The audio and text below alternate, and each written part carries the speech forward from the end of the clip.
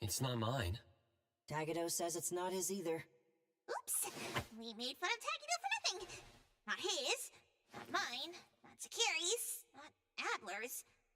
Whose is this? It's taking up a lot of space. Some new antique? I don't think it's part of Hotori's collection. Huh? Wait, what's going on? About half an hour ago, when I returned to the shop, I saw a courier making a delivery. The package wasn't addressed to any person, just a bone antique shop. I saw that she was in a hurry, so I simply gave my signature for the package. I may have made a mistake. Maybe Kiromaru learned how to shop online? Wait, check this out on Bagel. Oh, what is it? Let me see! Mysterious puppets and hetero. Performance art or terrible omen?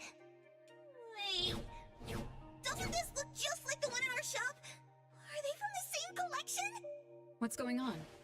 Seems that similar puppets appeared overnight in populated areas throughout Hetero. There are 5 of them so far. At first, people thought it was Giovanni's doing, some kind of puppet-themed art exhibition organized by the Dvorak's or something like that. Others thought it was a promotional event for Miss Ellie's puppet project 1,000 Faces, which has been trending. Until someone claimed it was the work of an anomaly that drains life out of humans to make puppets. That's when people started to take it seriously. OP claimed that one of his relatives was a victim, and if the anomaly isn't handled soon, Hetero will become a city of puppets. Is it really that bad? Mm-hmm. Anyway, people are afraid they'll be the next target, and more have been claiming that a certain puppet is someone they know, or even sharing close encounters with the anomaly. BAC has stepped in and urged citizens to exercise judgment, refrain from spreading rumors, and share relevant information to help the investigation. So, what our shop received is the 6th puppet? Wait, was the puppet still human not long ago? Maybe it's better to get JTF involved. I'll contact the Bureau. Can't even chill this morning. Not all of us can skip beauty sleep and still be beautiful like that woman.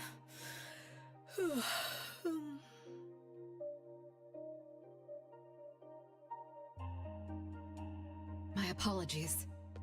It's not your fault, it's someone else. Forget it. So who brought this thing? Take it away, dump it, I don't care. Don't let it mess with the shop's feng shui. We got you covered, boss! JTF will be right here! I don't see you getting excited about bringing customers over, and you're bringing JTF to the shop? You kids better not have stirred up trouble again. Here's what happened. In any case, we'd like you to come to BAC to assist with our investigation. We'll have to leave the shop for a while. What do you think, Hotori? Well, the business of the BAC matters more than ours, so we'll comply. But The BAC will compensate for missed working hours for Precious, Daff, and me. Why am I included? Of course. The BAC will provide reasonable compensation for losses incurred from taking up your time. Boss, I want to come along too. There are no Misties to catch today. The shop isn't closing for the day. Someone needs to handle things until Adler gets back with groceries. Don't blow up the place while I'm gone. All right, you can count on us. Well, when you're back, make sure you fill me in.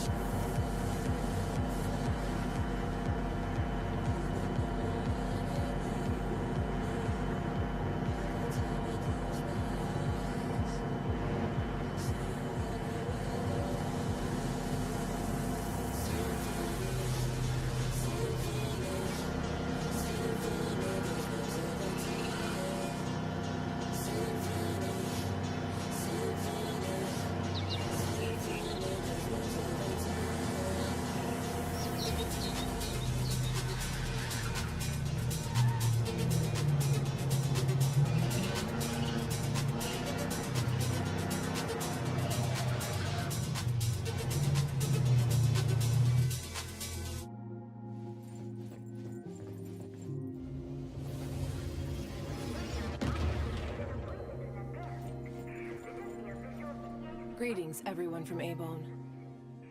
ETD-6 is taking over this case. I'll introduce you to the operation lead in a moment.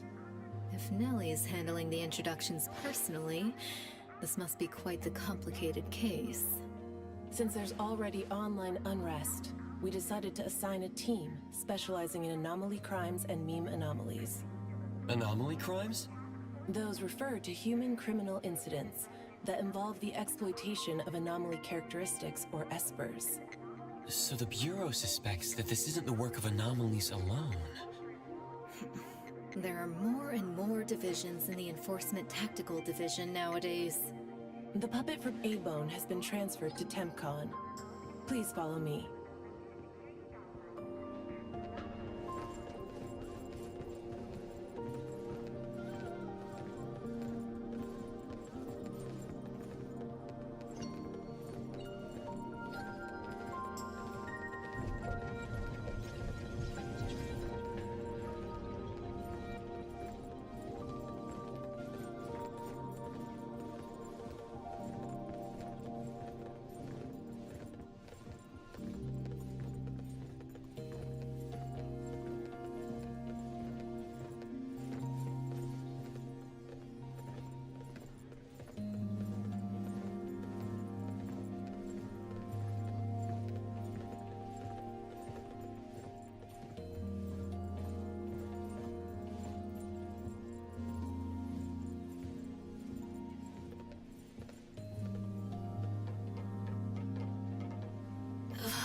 After so many years, the Bureau's shabby elevator is still so slow.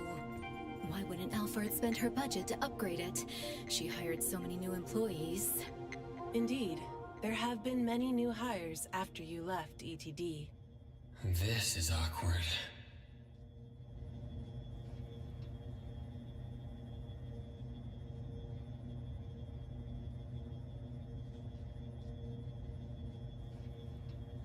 Precious, Daff. See you later. Aren't you coming? I'd love to hang around and meet teams I've never seen before, but my dear Director Alphard needs me for some grown-up discussions. Is it about Abisu? Should I go with you? Our Precious wants to feel the cool AC and expensive sofa, as well as the endless lectures from the director. She only asked for me, but I'm sure she wouldn't mind another one, especially one who's such a good kid. You mean I don't have to go with you? Don't worry. The containment level needs your expertise more. Next time there's a chance, I still won't drag you along to suffer. When you're done with your work, just head back. Don't wait for me. I just hope today's parent-teacher conference doesn't set a new record for length.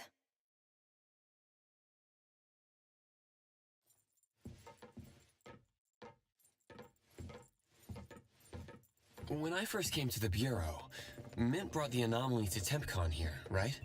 Yes. TempCon manages anomalies and derivatives that we don't fully comprehend. Depending on the situation, they'll either be nullified or transferred to the Seleno compound for long-term containment.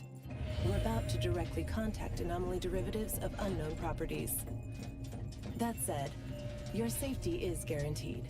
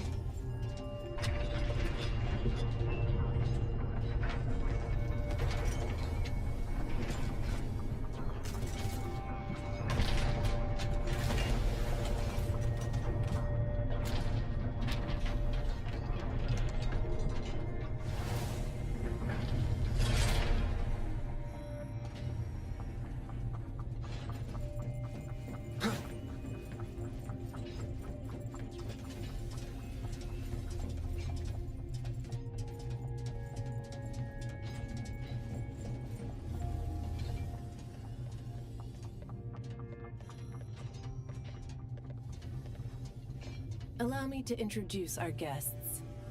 These are anomaly hunters from A-Bone Antique Shop, Daffodil, who witnessed the suspect in the puppetization case, and the appraiser, who has keen perception of anomalies.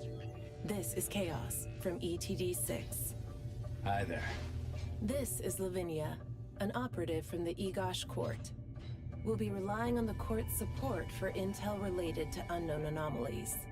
Blackbird was unable to attend today's meeting in person, so I'll be covering for her. Greetings to the people of A-Bone. Greetings. Now that everyone's here, let's get started. Who received the package? Tell us what happened. It was around 7:30 in the morning. I saw the delivery person place the package at the shop entrance. She approached me for my signature, saying she was in a hurry for the next delivery. I did not think too much at the time, so I signed and took it into the shop. But looking back now, the whole thing was pretty strange. The package was marked fragile, and the delivery person told me to handle it carefully. But the packaging was flimsy. Do you remember what the delivery person looked like? A young woman, not particularly tall. Short hair, in a Cool Express uniform. I didn't get a good look at her face, since her baseball cap was in the way. Curious. From the package to the delivery person, everything was fake.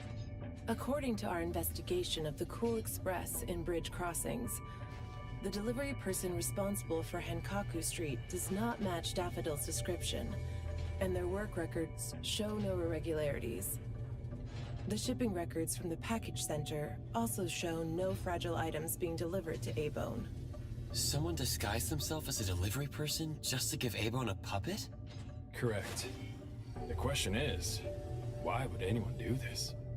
Considering this may involve matters affecting A-Bone's interests, I'd like to consult with both of you. We also don't have any leads. Sorry to interrupt. I was thinking, what if this person wanted the appraiser's help? A puppet that allegedly was transformed from a human, wouldn't it retain traces of an anomaly? If that's the case, shouldn't a client have come forward to explain the situation? Even without a client, what harm is there in examining a gift at your doorstep? Can I take a look at it? Please, go ahead.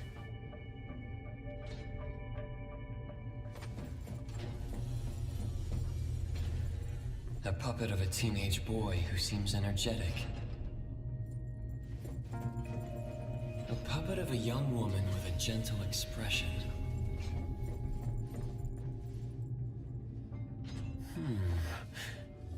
The cards in the pocket. The anomaly's aura seems to be coming from these cards. Bella. The red letters are names. And the number 0? All 6 puppets have a similar aura.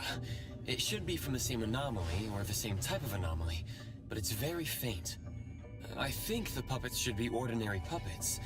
They were simply in proximity to an anomaly. But the black cards in the puppet's clothes... The cards are the derivatives, aren't they? Very likely. So people being attacked and turned into puppets by anomalies is just a rumor. Pretty much what I expected. Who would spread rumors on Bagel to cause panic? Could it be the same person who delivered the puppet to A-Bone? Bingo. You're asking the right questions. My investigation shows that someone hacked a bunch of Bagel accounts and started rumors about people being turned into puppets by anomalies. This is starting to affect the citizens of Hatharo. Take me, for example. I have a neighbor who never misses her daily dog walks, rain or shine, but she's scared of getting caught by the anomaly and began to ask me to run errands. Who's ever out there watching and laughing at us right now, feel free to pop champagne.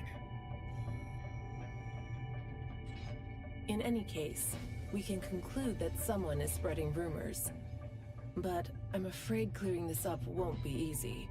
We can only explain the truth to the public after we contain or nullify this anomaly. And only then can we completely quell the rumors and eliminate their harmful effects. We have 2 important leads. First, the puppet was delivered to A-Bone by a fake delivery person. However, neither of you know anything about her, so we'll have to set that aside. At least we're on the right track. The second lead is that the anomaly can write.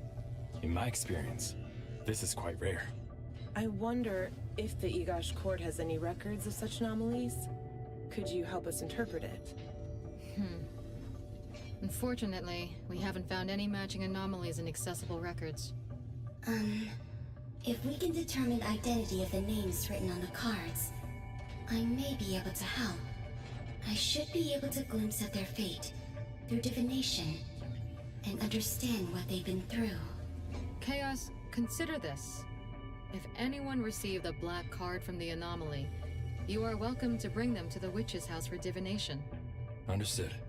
If anyone from A-Bone discovers new leads, please contact BAC as soon as you can.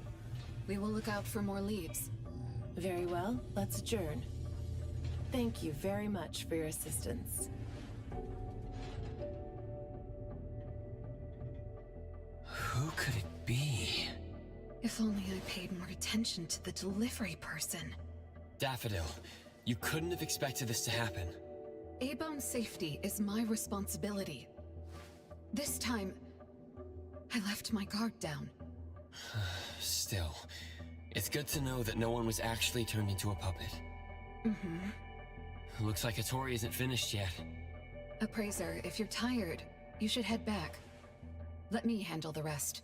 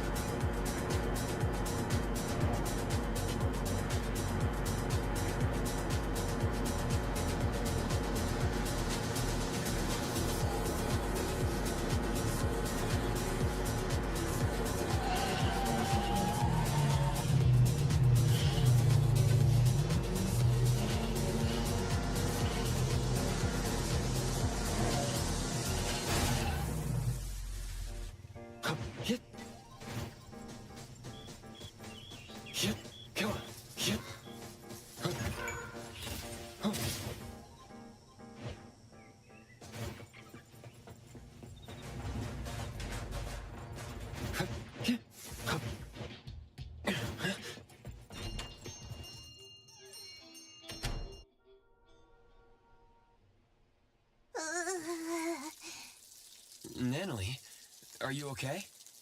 One last spot. Alright! Natalie's special training of watering flowers and horse dance complete! Watering flowers in horse dance? I'm learning from my master. Integrate every bit of training into daily life, using the weight of the watering can to increase the training intensity. How's that? Pretty clever, right? Oh, I water flowers like a normal person. Exactly! To master, this is just normal. My training isn't good enough yet. That's why I keep wobbling around. Just you wait and see how much I improve, master! Of course.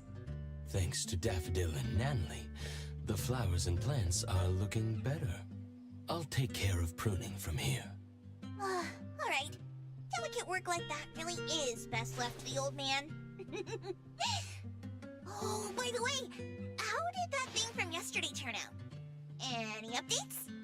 We couldn't get anything out of Cool Express. The manager even said that they're going to avoid hiring temps for a while. There goes one of my reliable side gigs. The Colucci's funds are running low. Oh, why do you think they're sending puppets to our place in A-Bone? Could it be the anomaly is challenging the Colucci's? Was the puppet sent to deliver some kind of message? what message could that be? Like a coded message in Sin City Chronicles. This is some kind of hint. The hint is something that I, Peachy Daime, should definitely be able to figure out. If that's the case, shouldn't the recipient be you? No, you're right. Why does it only say A-Bone? Could it be that I, Natalie Colucci, am not famous enough? If it only says A-Bone, then who exactly is this hint for? Or could it be meant for all of us? We have a guest. Hello? Is this A-Bone? Are you anomaly hunters? Welcome to A-Bone. You must be here for an anomaly commission. Yes. What do I need to do? Do I sign a contract? Do I have to sign up for something? Ah, this must be your first time seeking help from anomaly hunters. Don't worry. Please, have a seat. These are A-Bone's finest anomaly hunters. Feel free to share with them any troubles you have. I'll make some tea for you. Please, wait a moment. Okay. Sorry, I don't know how this works. If you don't mind, let us ask you some questions. That way we can help you figure out what you need. Okay, leave it to me. So, have you encountered anything strange recently? What should I call you? Renee is good enough. I think. Alright, Renee. What do you do for work? How's your day today? Did something weird suddenly mess up your routine? I'm a taxi driver. I start at 8 a.m. and finish at 8 p.m.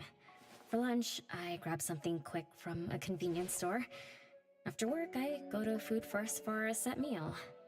The weird thing is, for the past few days, every night at exactly 9 p.m., this strange guy in a cloak shows up and attacks me. Though he looks scary and hits me pretty hard, when his attacks land, I don't feel a thing. I just cover my head and let him attack me for about 10 minutes. Then he leaves. Well, I think he leaves. When I peek through my fingers, nobody was there. That's about it. Isn't this strange? He attacks you every day? Even if it's just a prank, that's messed up. Here's your tea. Thank you. Every night at exactly exactly 9 o'clock? What kind of kink is that? Maybe it's like those guys from gangster movies, who like to dress up scary to shake people down for money. They usually show up at the same time to establish an air of authority. Oh, I can't believe there's a lowlife like this on my turf! I'll have to talk some sense into him with my fists! But I don't remember owing anyone money. I did nothing to deserve harassment from this debt collector. He never says a word, just swings this huge scythe at me. It's terrifying. You don't feel any pain when he attacks. Could this be a hallucination? Or is this debt collecting some kind of anomaly activity? That makes perfect sense! Yes, it should be an anomaly, just like Fuka said. She told me to look for help at the A-Bone antique shop. Who's Fuka? She's my friend. Well, more like my food buddy. Fuka said, it's definitely an anomaly, and the anomaly hunters from A-Bone antique shop can help me. She recommended her shop? That's a first! Thanks to me, Natalie, the tiger of bridge crossings, Ichi-Daime of the Komuchi family! Oh, I've made a name for ourselves. People are finally going out of their way to recommend us! Your friend knows what's going on. What else did she say? I'm not really sure. I just know that she said I should get your help as soon as possible. Are there any other strange things going on besides that? It's hard to say. I don't know. Sorry, I don't have a great memory. I only have vague impressions of most things. How about you go ask Fuka? She also saw the anomaly in the parking lot that day. I think. She seems rather scatterbrained. It'd be good to hear what others have to say. It's almost mealtime. Fuka should be at food first. Shall we? What do you think, Appraiser? Master? This is our first commission of the day. We'll help figure this out and see if there's really an anomaly causing trouble. Let's not disappoint this very tasteful person who recommended us. Let's go take a look. How about you, Master? Huh. Master hasn't worked on a commission with the Appraiser yet. Maybe this is a good time to show you my latest training results! Hattori has no plans to go out today. Rest assured, I'll watch over the shop. Very well. Let's head out. Let's go! It's been a while since I had food first. Oh, I'm craving for their hamburger steaks! Hey, old man! We won't be back for dinner tonight! Take care. Taki! One of these books is an anomaly. You can Taki.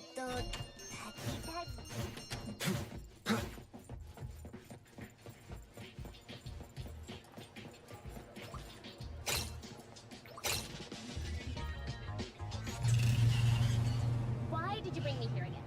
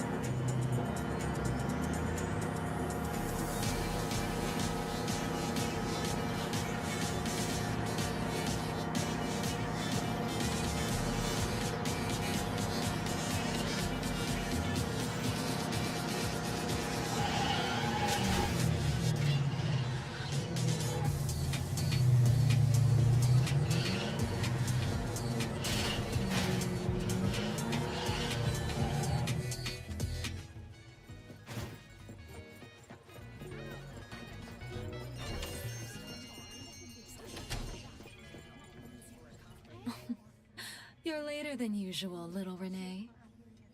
Sorry for keeping you waiting. I'm sorry. I had something to do. No need to apologize. Your matters are more important. Are you anomaly hunters from Abone? That's right!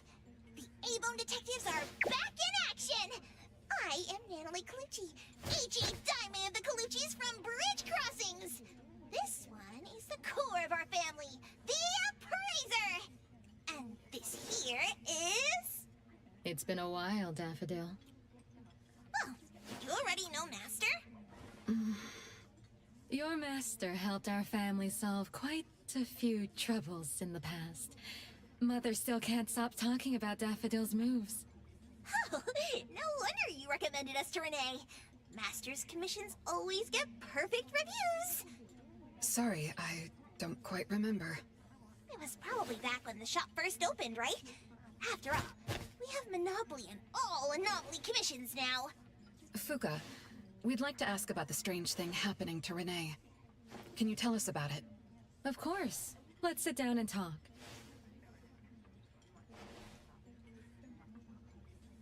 Two nights ago, little Renee and I finished dinner and were about to head home. She offered to give me a ride, so we walked to the parking lot together. That's when we encountered this cloaked person. Cloaked person? Didn't little Renee tell you about it? The anomaly she saw was a strange figure that looked like someone wearing a cloak. Oh, did I really say that? You little scatterbrain, forgetting what you said again. I'm sorry, No need to apologize. But to be honest, I don't know what this so-called cloaked person actually looks like. You don't know? Weren't you there? I was. Renee was walking me to her car, but halfway there, she suddenly crouched down, trembling all over, looking panicked like she was hiding from someone. I asked her what was wrong, but she couldn't answer. She just kept muttering things like, "Don't hit me." Nobody else was around, let alone anyone hitting her. So you didn't actually see the anomaly attack Renee? I did see her curled up on the ground, but I definitely didn't see the cloaked person she described. After about 10 minutes, the kiddo just stood up and asked me to follow her to the car, acting like nothing had happened.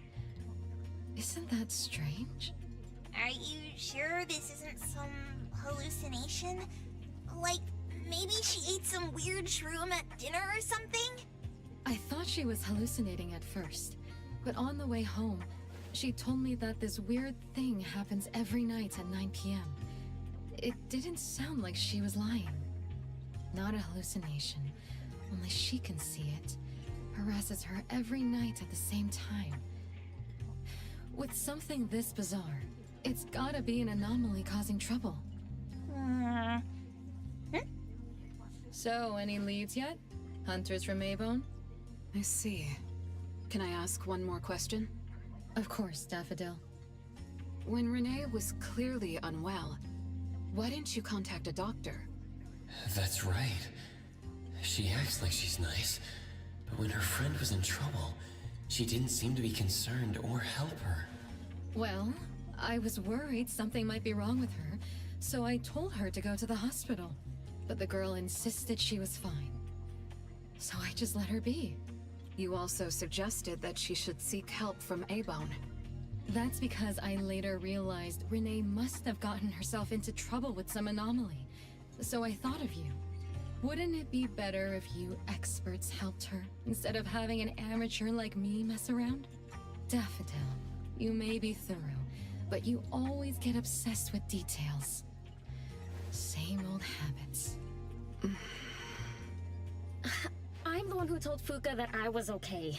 Really, I'm fine. It didn't hurt at all. It's just that the anomaly was scary. Thanks to Fuka for explaining everything that happened. I'm not so good at that. I feel like I don't really know what's going on. We've been talking for so long, we almost skipped dinner. I'll buy everyone food tonight. Take a look at the menu. What do you want, Fuka? Same as usual. Spicy chicken cutlet curry rice. I'll have the same.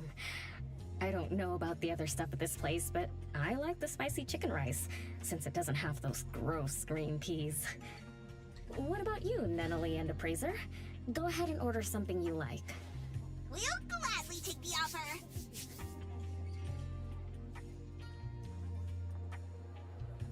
It's 2 minutes before 9 o'clock. According to Renee, the anomaly will appear in the parking lot right on time. I wonder if we'll get to see that cloaked person show up to collect debts. From what Fuka said, not everyone can see it, right? Or maybe ordinary people can't see it? It might not be a weirdo in a cloak either. After all, she's a bit scatterbrained. She could have gotten it wrong.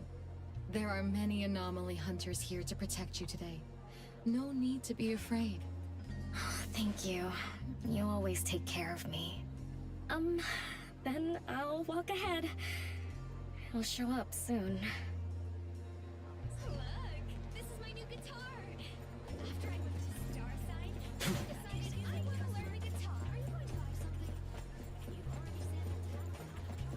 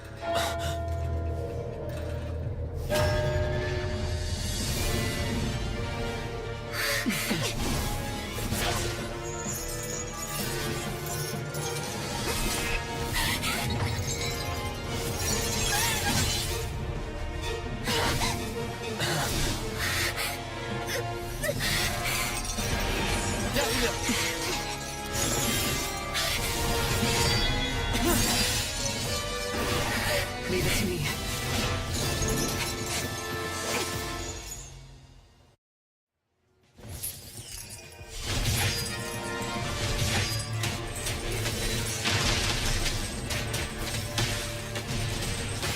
Let me see.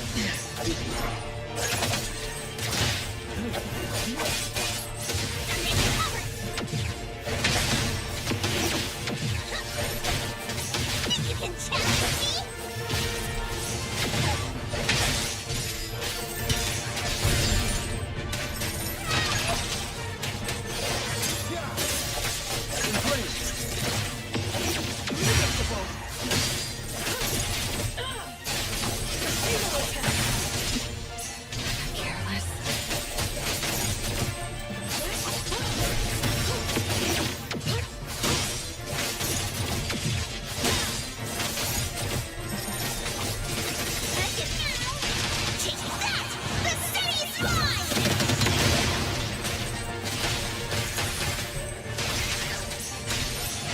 Trust me. Trade splinter and fracture.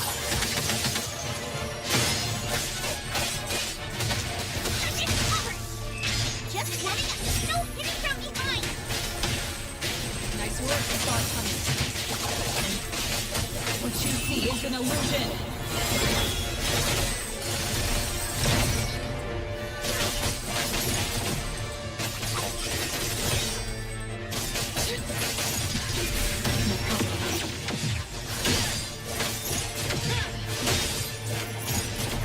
You don't know how to keep up.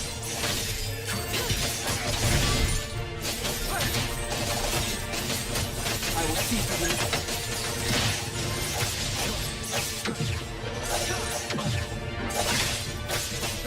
Let's finish this!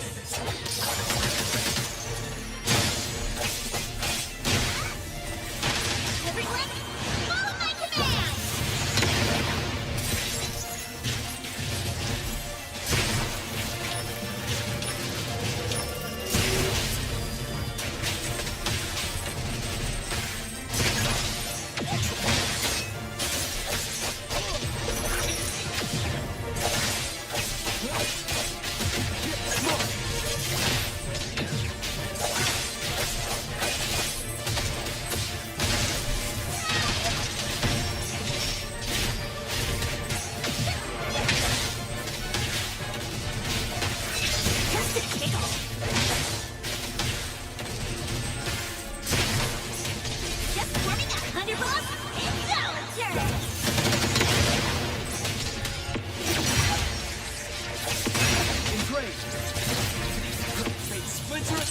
fracture! Now!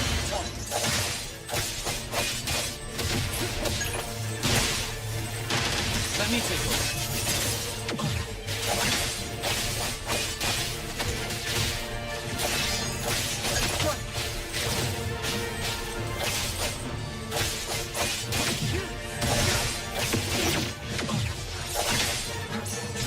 Feeling good. Easy done there, Nice. Thousand eyes, awaken!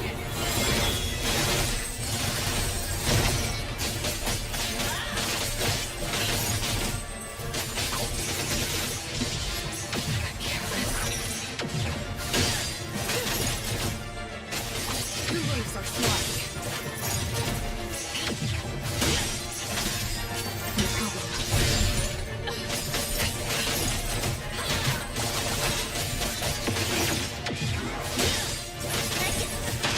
Everyone, follow my command! How did it get away? Tell me I'm getting rusty! Ugh.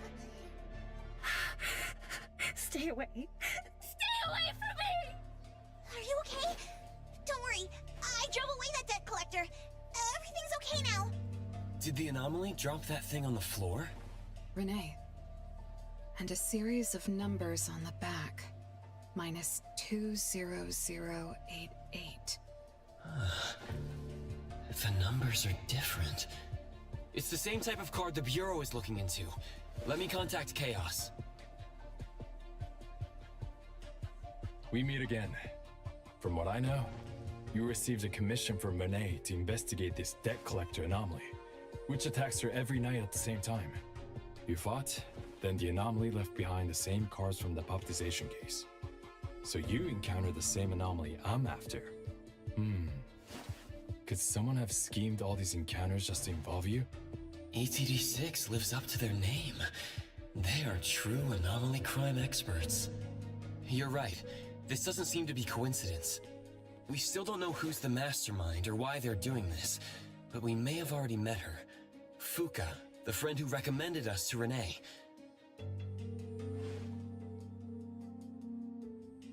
Wait, she was here just a moment ago. She's already gone.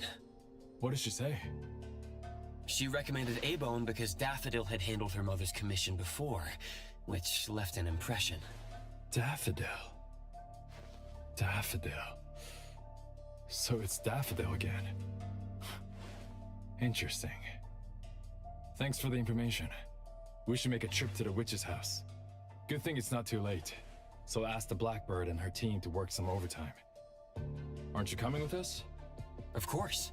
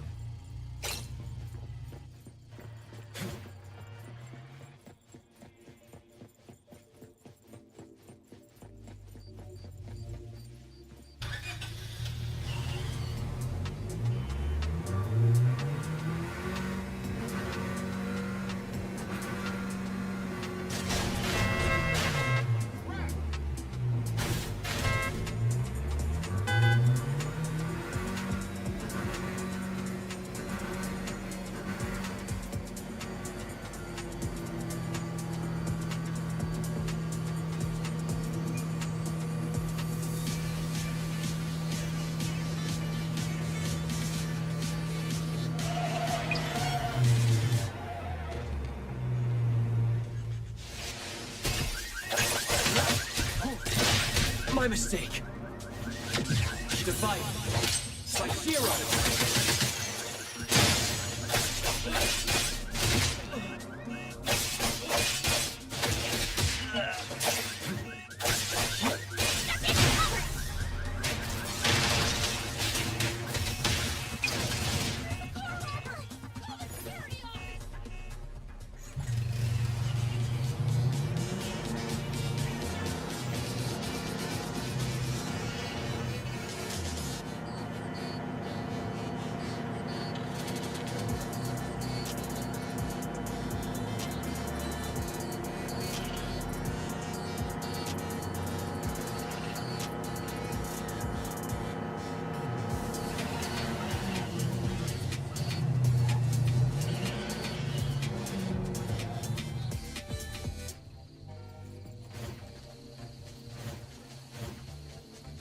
Trust me.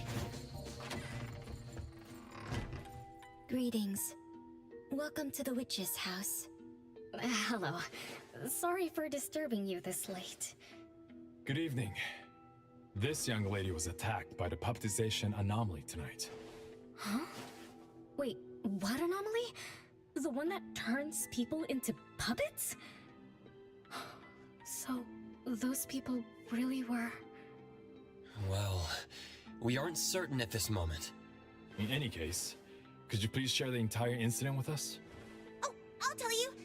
Renee came to our shop because she wanted us to deal with some weird thing that appears every night at 9 o'clock to attack her. We were escorting Renee to the parking lot of Food First, and at exactly 9 o'clock, there was a push, and a wild debt collector appeared. We don't know its real name. Nanalie has been calling it the debt collector. That's right. It was swinging a huge scythe at Renee. I don't know if my eyes were playing tricks, but the scythe went through Renee's body. I was worried. I think I saw that too. Luckily, the appraiser blocked its weapon. Then, they started going at it, trading blows and stuff. But the fight didn't last long. Oh, it was just getting started when he ran off. Do any of you remember how long the fight lasted? 10 minutes sharp. And afterwards, did you discover that the anomaly left the same kind of card for Renee? We did. Appearing on time, disappearing on schedule, and leaving similar cards for the victims. This debt collector might be a type of rule-based anomaly. Rule-based anomalies usually follow predictable patterns. They also have a complete set of rules in their domains. For example, if any of you were to enter the anomalous realm it creates, you wouldn't be able to get out easily. Instead, you'd have to follow its rules. Some rule-based anomalies symbolize rules themselves. You can think of them as the manifestation of rules. Others have some kind of goal. In such cases, nullification is extremely difficult, and conventional containment methods have proved ineffective. No wonder it got away. Is Abisu's security anomaly also a rule-based one? Nantani is its name, right? It is. So, the key is to understand the rules and master them before we can nullify or use them to our advantage. And someone beat us to it. Figured out the debt collector's rules, set up the whole thing. The next questions are, why target Renee? And what do the numbers on Renee's card mean?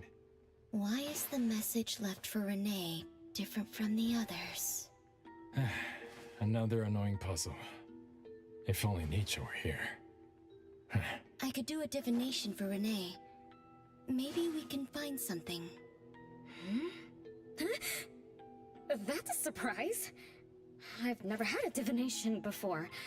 Is there anything I need to do? Just relax and close your eyes now.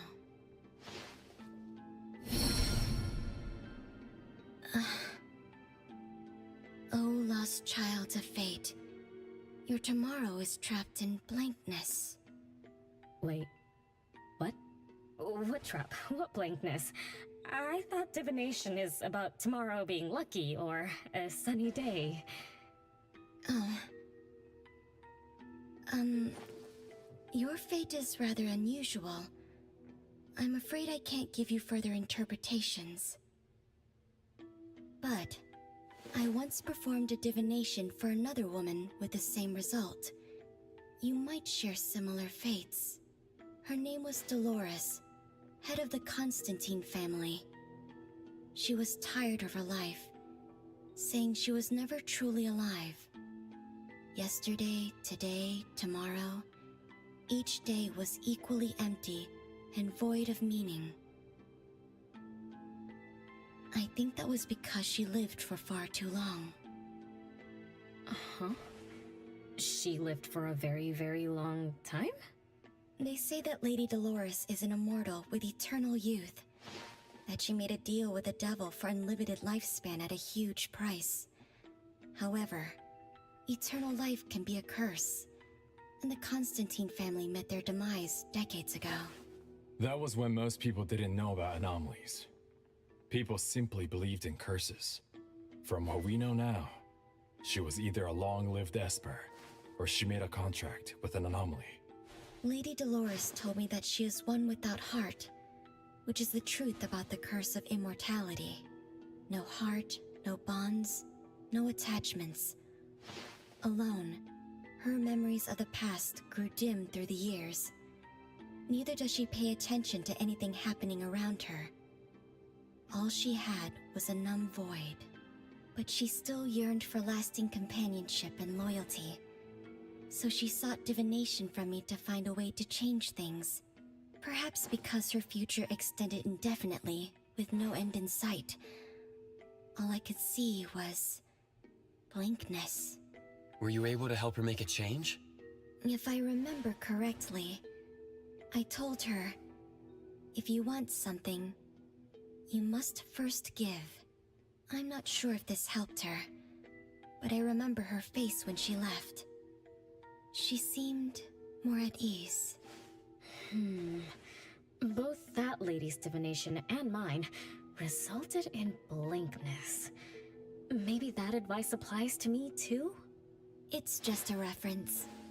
You could see it as a fun story. It's enlightening, but it doesn't help much with the issue at hand. It's getting late. Let's call it a night. Thanks for all your help. Miss, let me escort you home. Okay. Thank you, Chaos. Blackbird, thank you for your time. We'll head back now.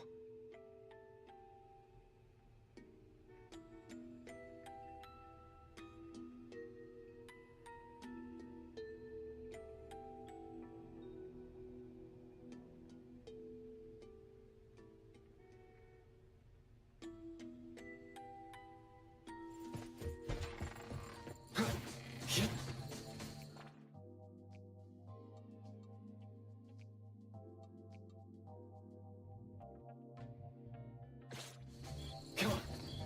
Perfect angle.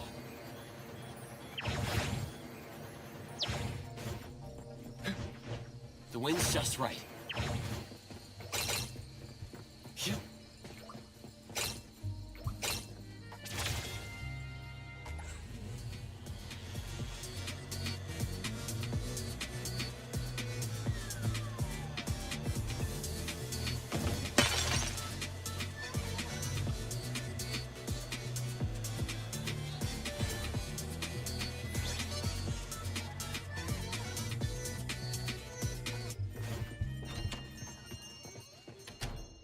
Whoa, it's already so late.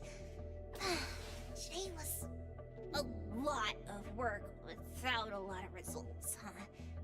A rule-based anomaly, weird messages on a card, and some story from way back. There seem to be a lot of clues, but there isn't a way to connect them together. They must be related. What could be the missing link?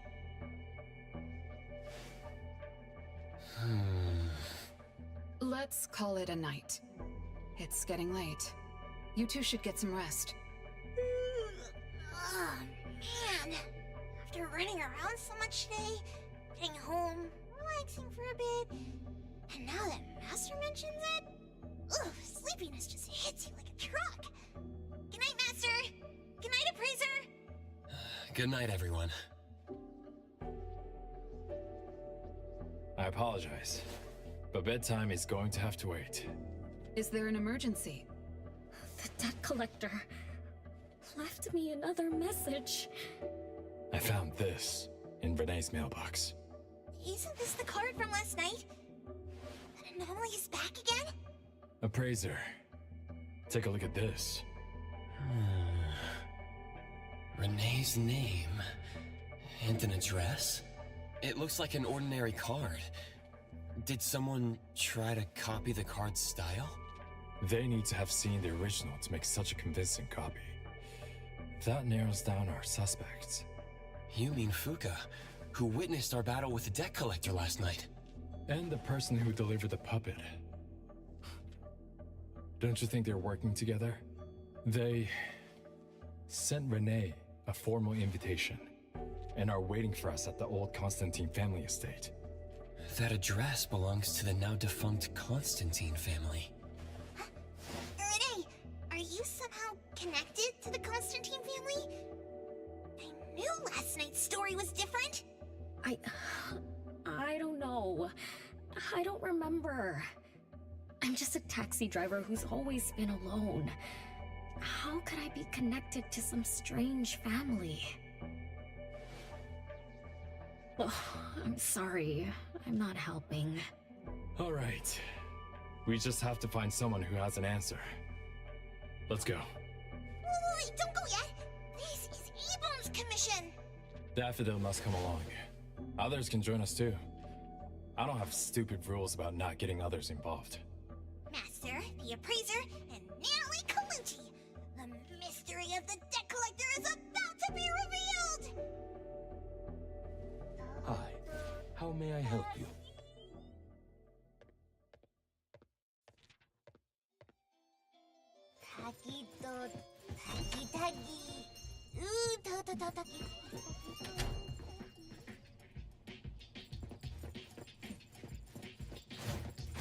Come on. Why did you bring me here again?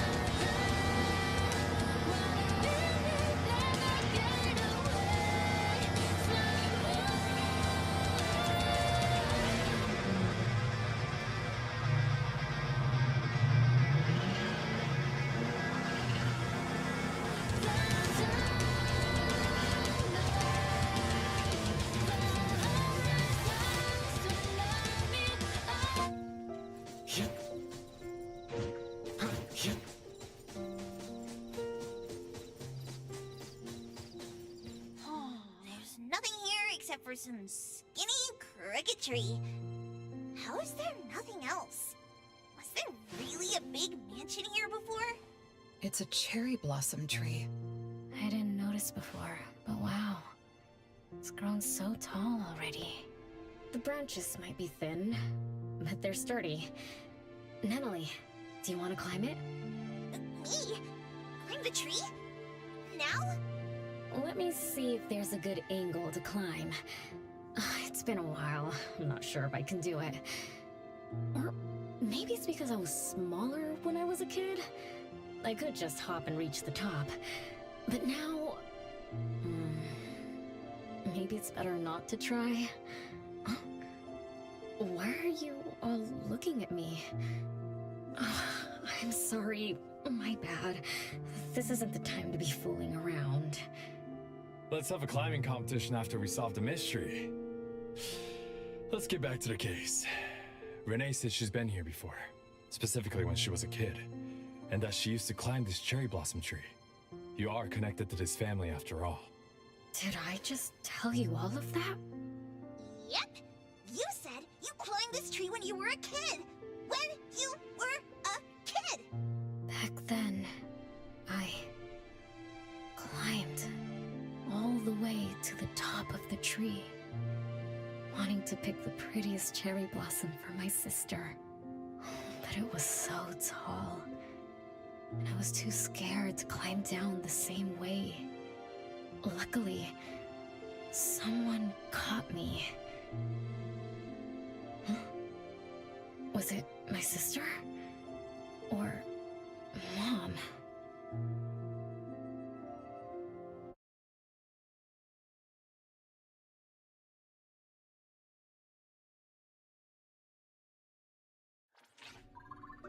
Ow! That hurts! Renee! Are you okay? My head hurts. But my limbs are where they should be.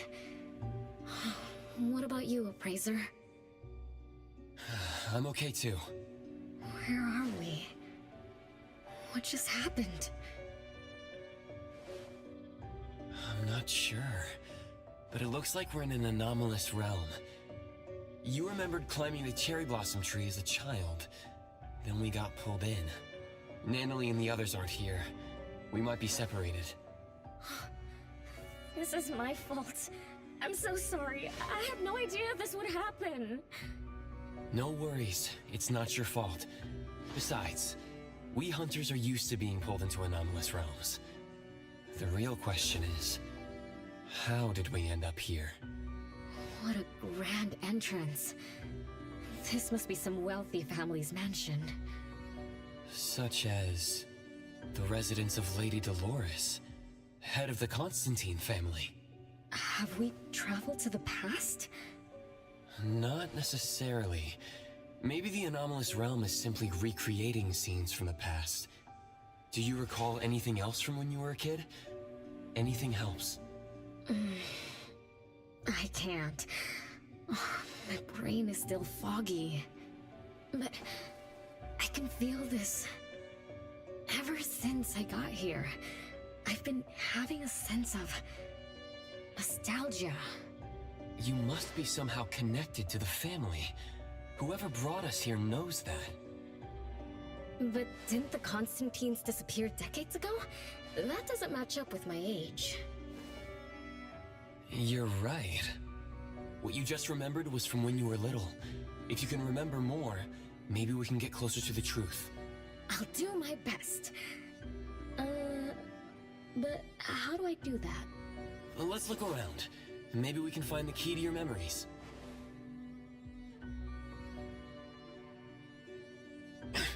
Strange. It won't budge. I'm feeling rather shut out. Is this really a door? It feels so strange. Maybe it needs to be opened from the other side? Maybe.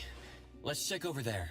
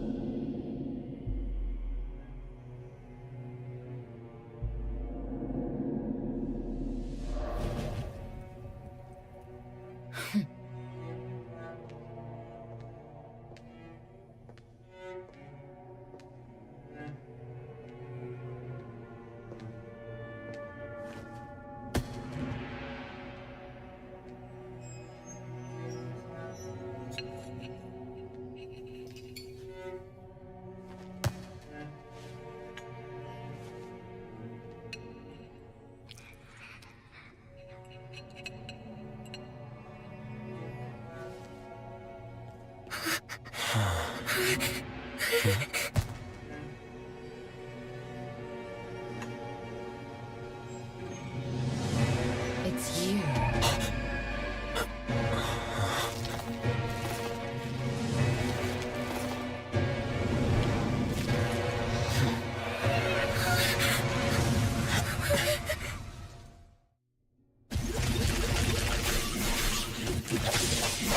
Great. It's fine.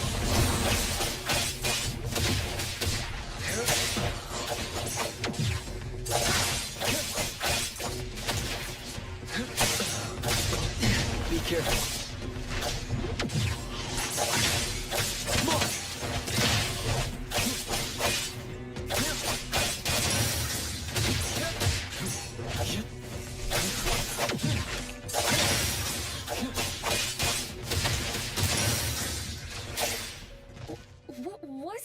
this now? Something from the past? A family sitting around the table getting ready for a meal. Is this space replaying events from the past? How strange. It's like watching a movie. That's called a reenactment of the past. But did I just upset them? They don't seem too happy to see me. Don't worry about that. Anything can happen in an anomalous realm. In fact, hostile anomalies are rather common. Do you have memories of what we just saw? It somehow feels familiar. Especially with the person who lit the candle. But, I'm not sure. That lady... If she's from a memory, how could she make eye contact with us who are in the present? Am I just overthinking? 1 o'clock? It's 1 o'clock already? Bell chimes? When the debt collector appeared, it also sounded like this. Could this be related to the rules it follows? Let's go check the entrance hall. Oh, impressive! Classy! Great taste! That's how big families do it! If only the base of the Kalujis were as fancy as this! Well, we could definitely do without the Chris. Do you think Renee and the appraiser already went ahead of us? Let's go in to investigate. It's best if we regroup as soon as possible. Whoa! This door is so ancient! It's not going to fall apart if I push it, right? An old, ruined mansion that suddenly appeared, long neglected and unmaintained. Could this be how the Constantine family mansion looks now? The desolation we just saw could be an illusion to hide this place. That makes sense. And then Renee dispelled the illusion. She must be part of this family. In other words, the master of the family returns. An old mansion abandoned for decades. I better be careful. I won't be able to pay for damages if I break anything historical. Yeah, we're inside an anomalous realm. Be careful. Alright then, let's be gentle. Hello there!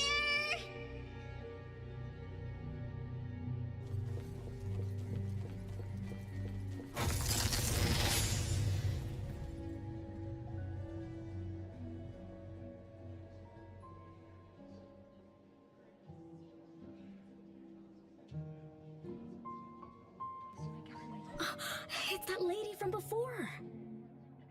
Excuse me. Sorry. Wait a minute. Were you talking to me? She just walked away without responding. I'm so confused.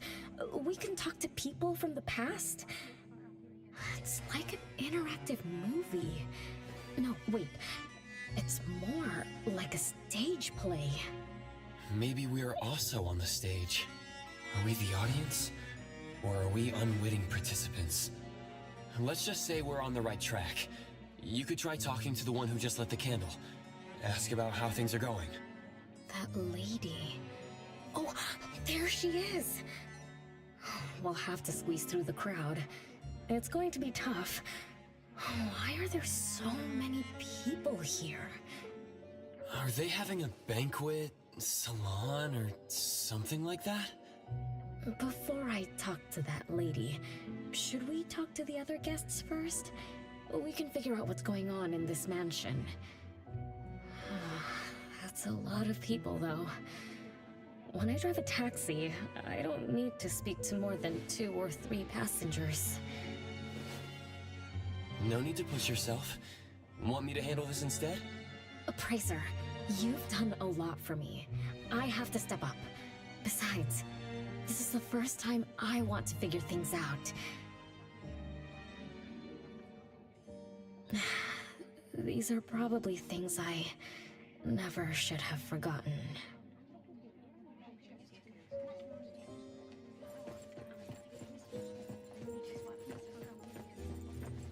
I might not have another chance like this. I better make the most of this. We need to seize this last chance to butter up the lady. Maybe she might even invite you as a guest in the future. Oh, don't even think about it. Look at all these people. Everyone is trying hard to impress her.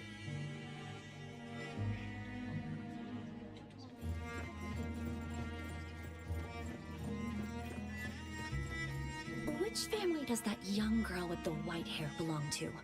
How come I've never seen her before? That should be Bella, the eldest daughter of Lady Dolores. She is the organizer of this farewell banquet. Her daughter is already that grown up? She doesn't look that much older than her daughter. Shh, keep it down. You know that woman is cursed. Oh, what a shame. I was hoping to introduce my brother to Bella.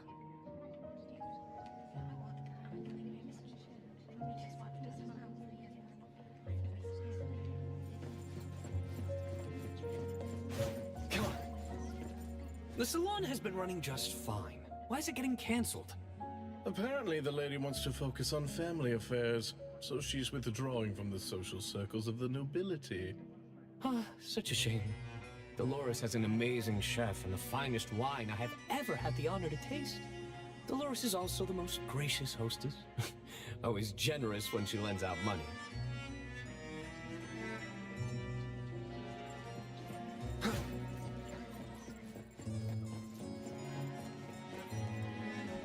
That woman is finally stepping down from the stage.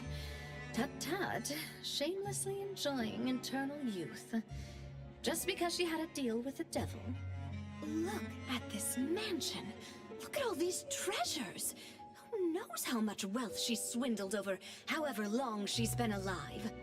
This is my last chance to find her source of immortality. The salon ends at 3 o'clock. Look at what time it is already. What's taking those useless guys so long to make a move? I told you, those so-called exorcists you hired are nothing but frauds. You better give up on your delusions. My brain is getting fried from what the guests are saying. So many conversations. So many faces. So many names. Let me think. Bella. That sounds familiar. Very familiar. Extremely familiar. Oh, that feeling is back again. It's just hearing that name brings up this nostalgia. One of the puppets recovered by the BAC is also called Bella. Can this be a coincidence? What do you think? You said the BAC found cards in the pockets of the puppets, and those cards were similar to the one I got. That means I'm connected to the puppets. By the way, Lady Dolores' daughter, whom we just met, also gave me this feeling of nostalgia. I guess I'm really connected to this strange family. Did you remember something? Could I have been their driver? I'm pretty confident in my driving skills. No? Why don't we find Bella and ask for confirmation? That's a good idea. I want to talk to her, too.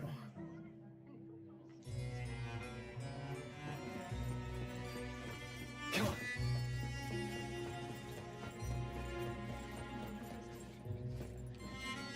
Renee, this isn't a place for kids. Huh? Bella? You know me? Child, I'm your older sister. Remember, you should address me in a formal manner. I can't believe I have to tell you this. Mother has indeed spoiled you. Sister? My big sis? Why are you so confused? Oh, did you oversleep again? Mother warned us not to interrupt her salon, but you just had to go see what's going on. Like the time you hid in that cabinet to peek through. You ended up very disappointed, remember? You said adult social gatherings were boring, so you dozed off. You fell asleep in that cramped cabinet. When you woke up, you were so groggy that you forgot where you were and what you were doing. And then And then you woke up, but someone had shut the cabinet door, leaving you in a dark, cramped space. You snapped and started to cry. Desperate to escape, you threw yourself against the cabinet door. That day, every guest witnessed the extraordinary commotion you caused. You completely ruined Mother Salon. I didn't mean to, Big Sis. Is that so? Do you really think I'm your sister? Huh? Big Sis? But aren't you? No, Renee. I'm just a shadow bound to this place, destined to meet you. Though you might have forgotten or abandoned us, we've been waiting for you all this time. We've been waiting to relive these moments with you. So, I really am part of the Constantine family? I'm her daughter? Looks like that poor brain of yours still remembers something. If you didn't even know your own mother, how sad would it be for those who love you? Where are they? Mom and the others. Are they still home? My dear sister, this is the Constantine mansion trapped in the past. Everything that happened here, everything about us, reenacts over and over again at this place. Come on, Renee. To return to the past, you must reclaim the choices of your past, including all your mistakes. If you're not Renee's older sister, then who are you? Shouldn't you ask her why I appear as Bella? The answer has always been in her heart. I don't understand. Wait, sister! It's all right if you don't understand now. I've been waiting for you for so long. I don't mind waiting a little longer. Bella. I think I'm starting to remember. She was the sister who caught me when I fell from the tree. She's been here all along, waiting for me to come home. And why is the puppet also called Bella? I don't think the Bella we met is a real person. Remember how this is an anomalous realm? So she's my sister from the past. Though, I don't understand everything she said. That's what she meant, right?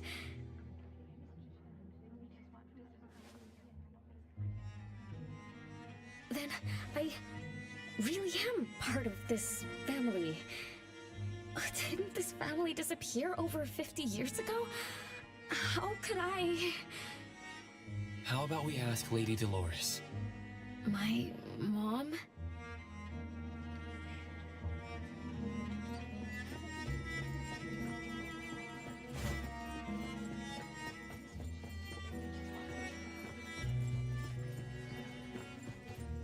Hello, can I pass through? Excuse me, coming through. Hey, get in line if you want to butter up the missus. Take turns like everyone else. You're not the only ones who need something from her. Dolores is far too kind to you commoners who are uncultured bumpkins with no etiquette. Do I need to remind you about what first come first served means? I don't think we can squeeze through. These guests aren't very friendly. There was one bell chime when we came in. The salon started at 1 o'clock. If this scene closely follows how it played out in the past, they should leave as soon as the salon ends. We should be able to approach Lady Dolores then.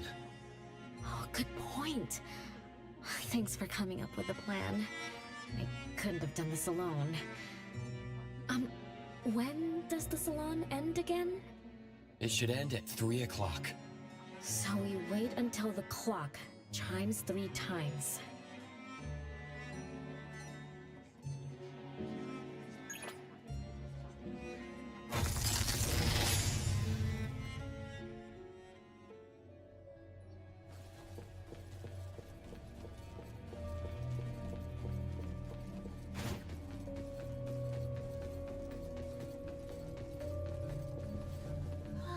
What a beautiful clock! Is this what history feels like? Why is it stuck? Let me fix it. Wait. What's wrong, Master? Is it dangerous? It's best to remain vigilant in anomalous realms, especially with clocks. Oh, right. That debt collector anomaly is also related to clocks.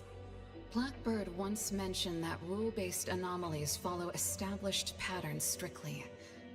It would be a good idea for us to pay close attention to time. Got it, Master. We look around for clocks, watches, and stuff like that. But, I guess I was in a bit of a rush. It doesn't seem it cost anything, though. The debt collector didn't appear this time. Ouch! My ears! Something else showed up. Hey! Watch this!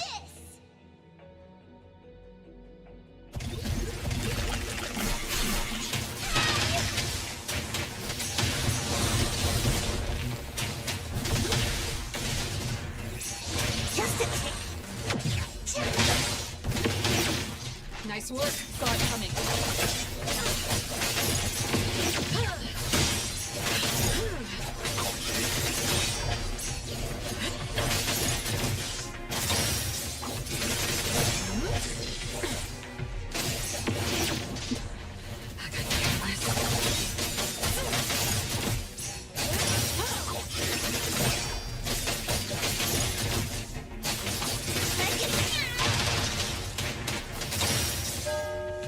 It's 3 o'clock now.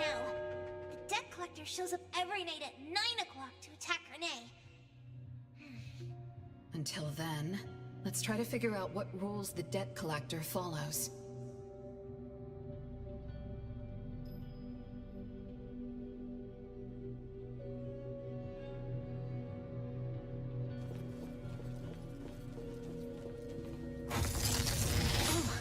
It's 3 o'clock already. As you expected, all of Lady Dolores' guests have left. Whew. I'm going to see Lady Dolores now. Take it easy. Don't be so nervous. I'm here with you. Okay, deep breaths. Deep breaths.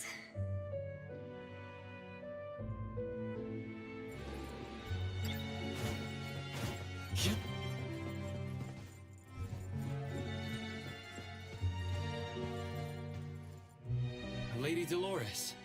Renee, my dearest little daughter, come here to Mama. No need to hide anymore. The troublesome people are all gone now. Mom? Are you angry with me? I was too naughty. I hope I didn't interrupt your salon. Angry? How could I be? I just didn't want you to see those people too early. To witness the greed, foolishness, and ugliness of those who long for so-called immortality. Are you talking about the people who were just around you? My little petal, they must have frightened you. I promise nothing like this will ever happen again. This pathetic charade will soon be over. Mom, you've always hated the salons? Feelings of love or hate didn't matter at first. I simply had to run the salons. I had to use these connections to reverse the decline of the Constantine family. Besides, I don't even remember all the little things. But even though my goal was fulfilled long ago, these salons kept going, one after another. Perhaps they weren't the only greedy ones. I was too. I was too young and too foolish. I mistakenly thought gathering them under this roof could bring me some comfort. However, they were nothing but a bunch who envied the family's reputation, coveted the wealth in this mansion, and lusted for so-called eternity. After a while, I came to see them as nothing more than greedy beasts, scrambling for scraps and pandering jesters making fools of themselves. I guess they sufficed as entertainment. I don't get it. It's okay if you don't understand. Mother promises that you, my little petal, will never need to understand this. These troubles will never bother you again. Mom, are you not hosting salons anymore? Whatever I sought in those salons was a mistake from the start. I must correct this mistake. And the catalyst for that change is you, my dear. My little petal. Family is what matters most. You are the most precious gift in my life, as well as the very source of meaning in my stagnant existence.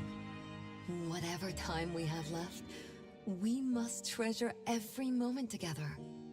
From now on, as long as I'm with you, as long as our family lives together in harmony, a moment of happiness with family is worth more than an eternity in solitude, even if it's just for a brief moment.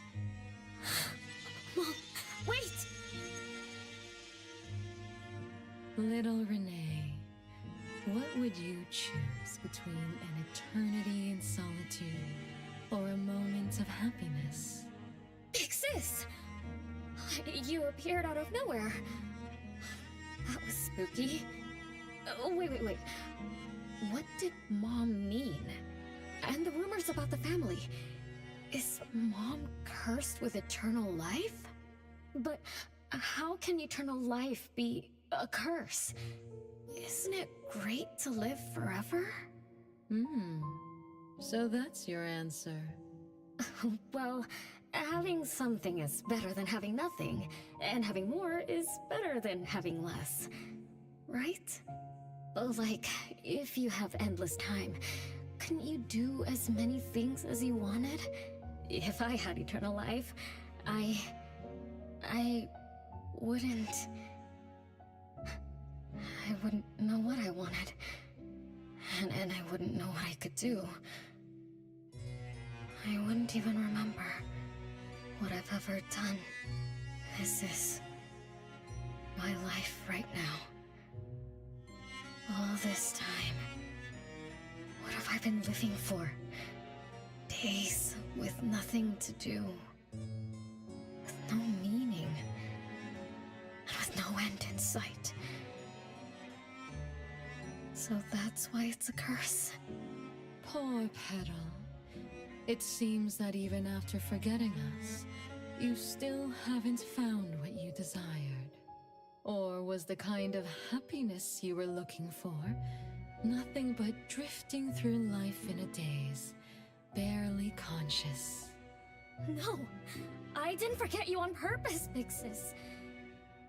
It's not like that. Little one, you self-contradict and don't act as you say. But I believe you, because you've already paid the price. Just like your first answer, you made a choice before. That choice allowed you to return here by yourself, but it also made you forget everything, including us. You're saying Renee chose eternal life, like Lady Dolores? What do you mean? Me? Eternal life? No way. Did I? But what about you, Big Sis? Mom? Are you all alive? At least you weren't made into puppets. Thank goodness. Renee, you basically forgot everything about us. Mother, the one who gave us life, loved you so much. She used a picture of you as her bookmark. When she read before bedtime, Her gaze would always drift towards your smiling face. Every little thing about you. Your quirks, your habits, your childish nonsense. She remembered it all. You were the only one she had in her eyes and in her heart, as if the rest of us didn't even exist. And we are the same way too. Mother, Elliot, Teresa, everyone is waiting for you. Won't you come see them? Mom? And the other siblings? Everyone's waiting for me? The cherry tree Mother planted in the courtyard is bathing in sunlight and in full bloom. Time has come to a standstill, and moments of happiness.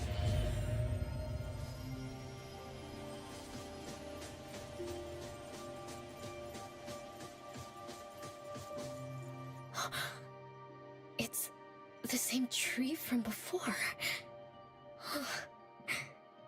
The cherry blossoms. Oh, they're so pretty. Back then, when I was looking up at this tree, I suddenly wanted to pick the most beautiful branch for Big Sis. I thought she'd definitely look pretty with cherry blossoms in her hair. So I reached for that branch as far as I could. But I lost my grip and fell from the tree. Then... oh, what happened after that?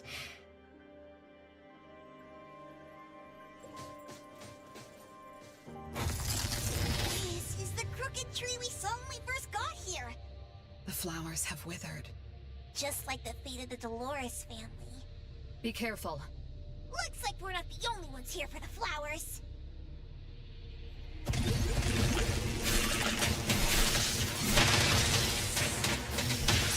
Just a tickle.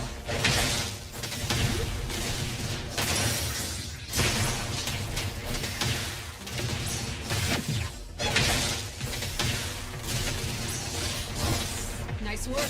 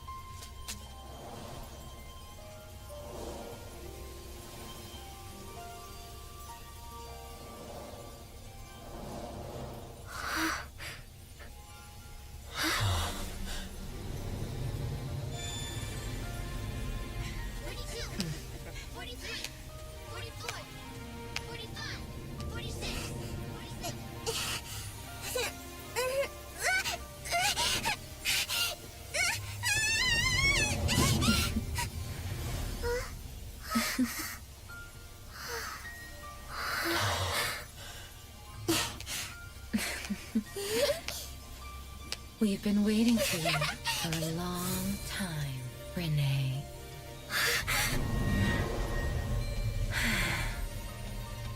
Do you remember the reason we were born? And the purpose we must serve?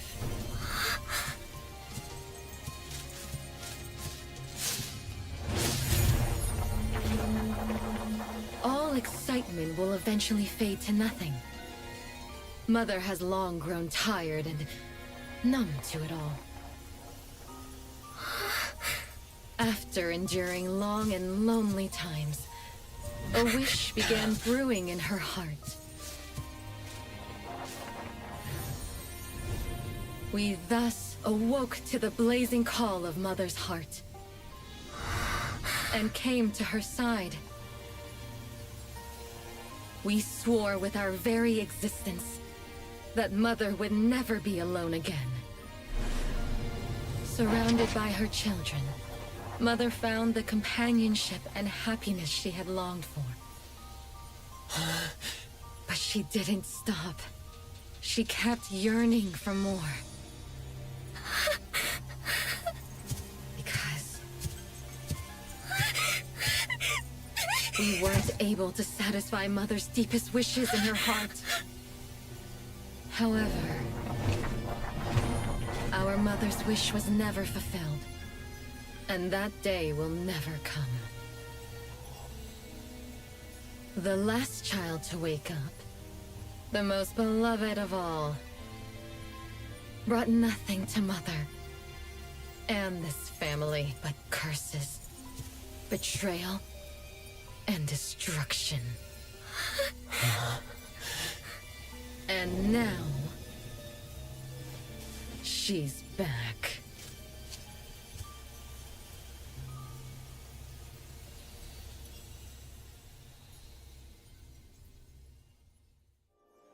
Do you remember about the time our family spent here? From the very beginning, we were just wooden puppets sleeping in Mother's box. We opened our eyes in response to her deepest wishes. We answered her calling from the depths of her heart. Teresa, Elliot, Yvette. One by one, the children woke up and gave everything they got to put a smile on Mother's face. Those names are the same as the puppets found by the Bureau. This was Mother's miracle. She gave life to the wooden bodies of her puppet children. All of us shared Mother's gift of eternity. In return, we brought her laughter and companionship. The happy times seemed to last forever, but Mother still felt lonely. She was still yearning for more. As long as Mother's wish remained unfulfilled, more children would continue to come to her side. And you, little Renee, are the last child to receive her favor, and the one she treasures most. So, we used to be puppets, and I woke up because of Mom's magic. That must be the Esper ability of Lady Dolores. Our existence, our calling, and our purpose. Everything was dedicated to Mother. Thank you for helping me remember all of this, Big Sis. Unfortunately, you abandoned all of our duties. You betrayed us and committed an unforgivable sin. Sin? I don't get it. You forgot your family. You even forgot the sins you committed. But that's okay. I'll make you remember everything. That's exactly why I am here. The sin is recorded on Mother's registry in the study. Won't you go see for yourself? You could give us a better explanation. Everything started because of you. My ignorant little sister. Wait a minute. Don't leave me, sis!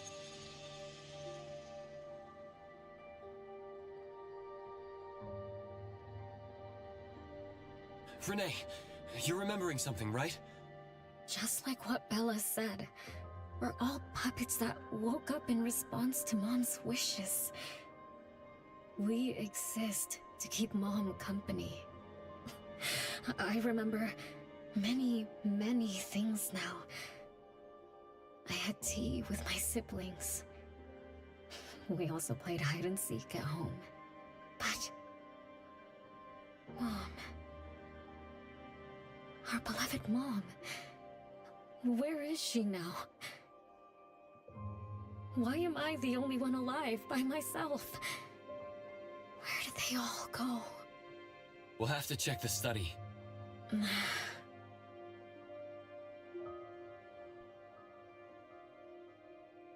What's going on? I have no memory of that place, but I feel scared. There is something in the study.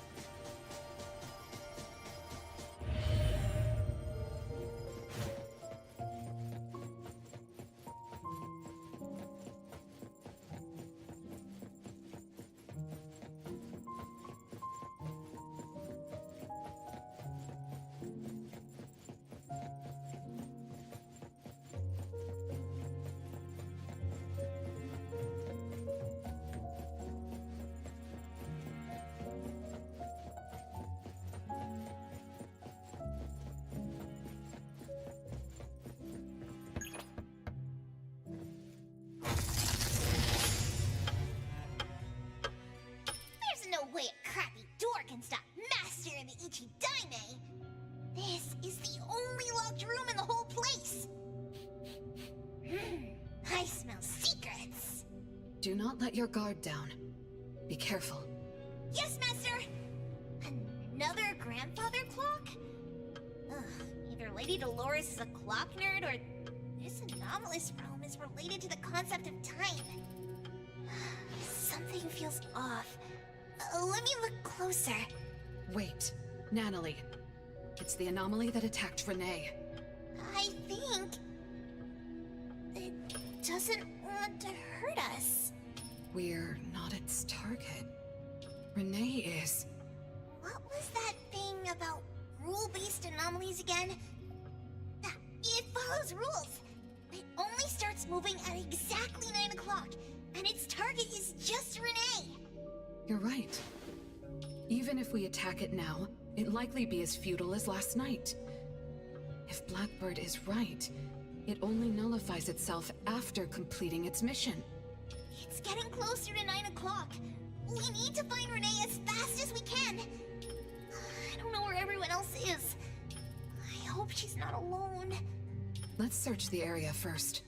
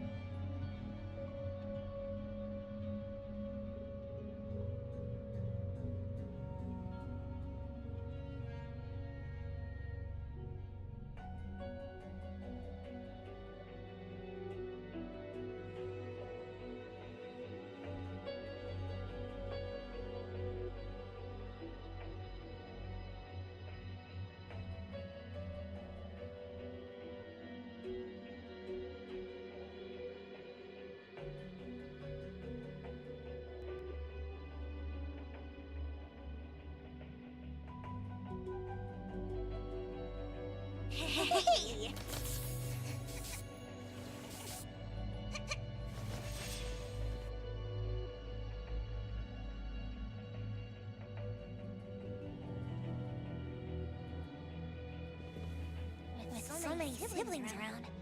The house must be crowded, right? I wonder what it's like.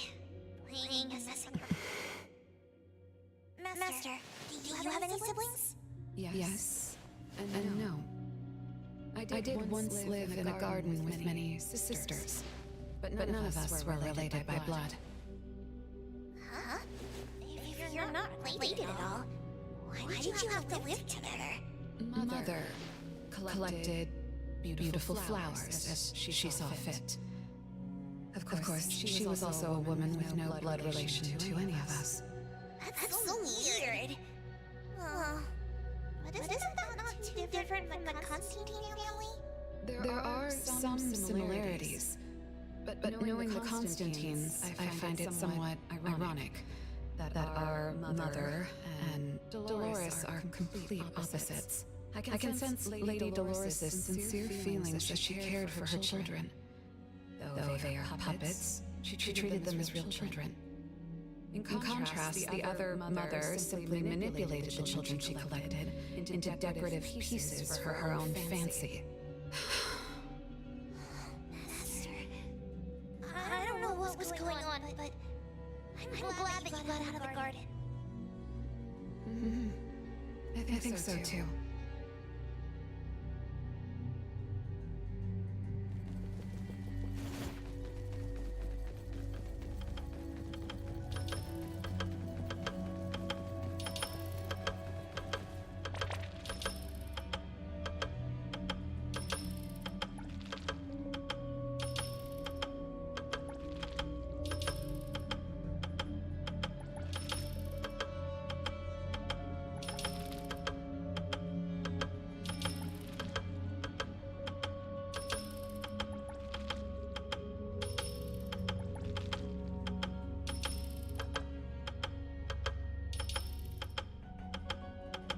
Chances are, Lady Dolores has met her demise.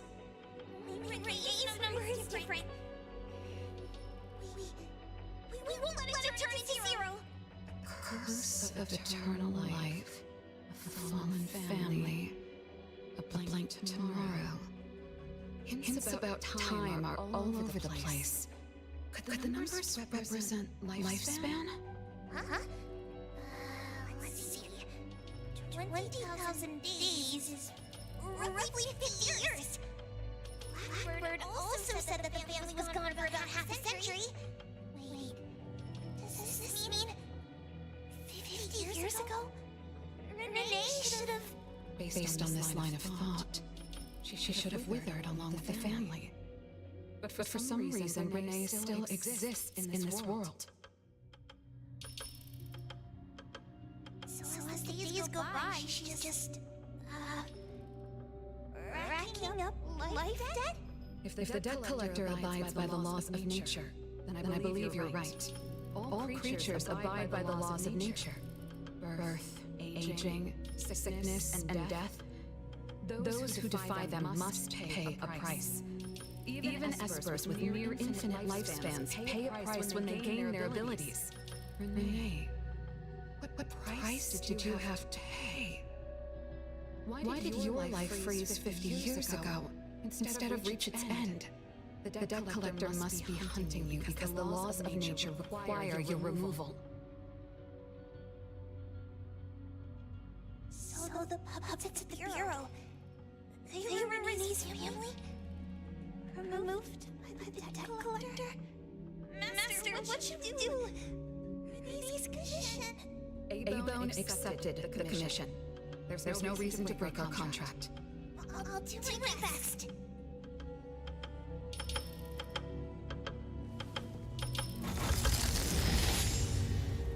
You know? Yes, Mother. Even though you never allowed us to enter the study and never let us touch the registry, I understand.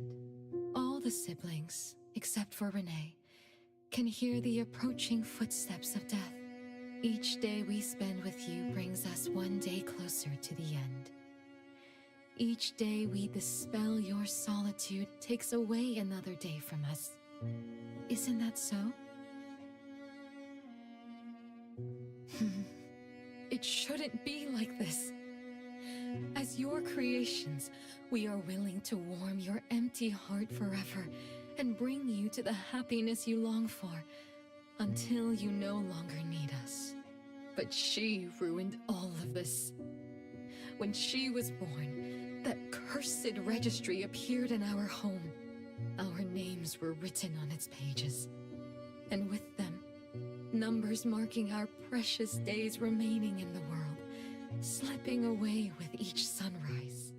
When Renee was born along with the curse, we realized the countdown began to tick steadily, and we knew all too well that our magic will fade away.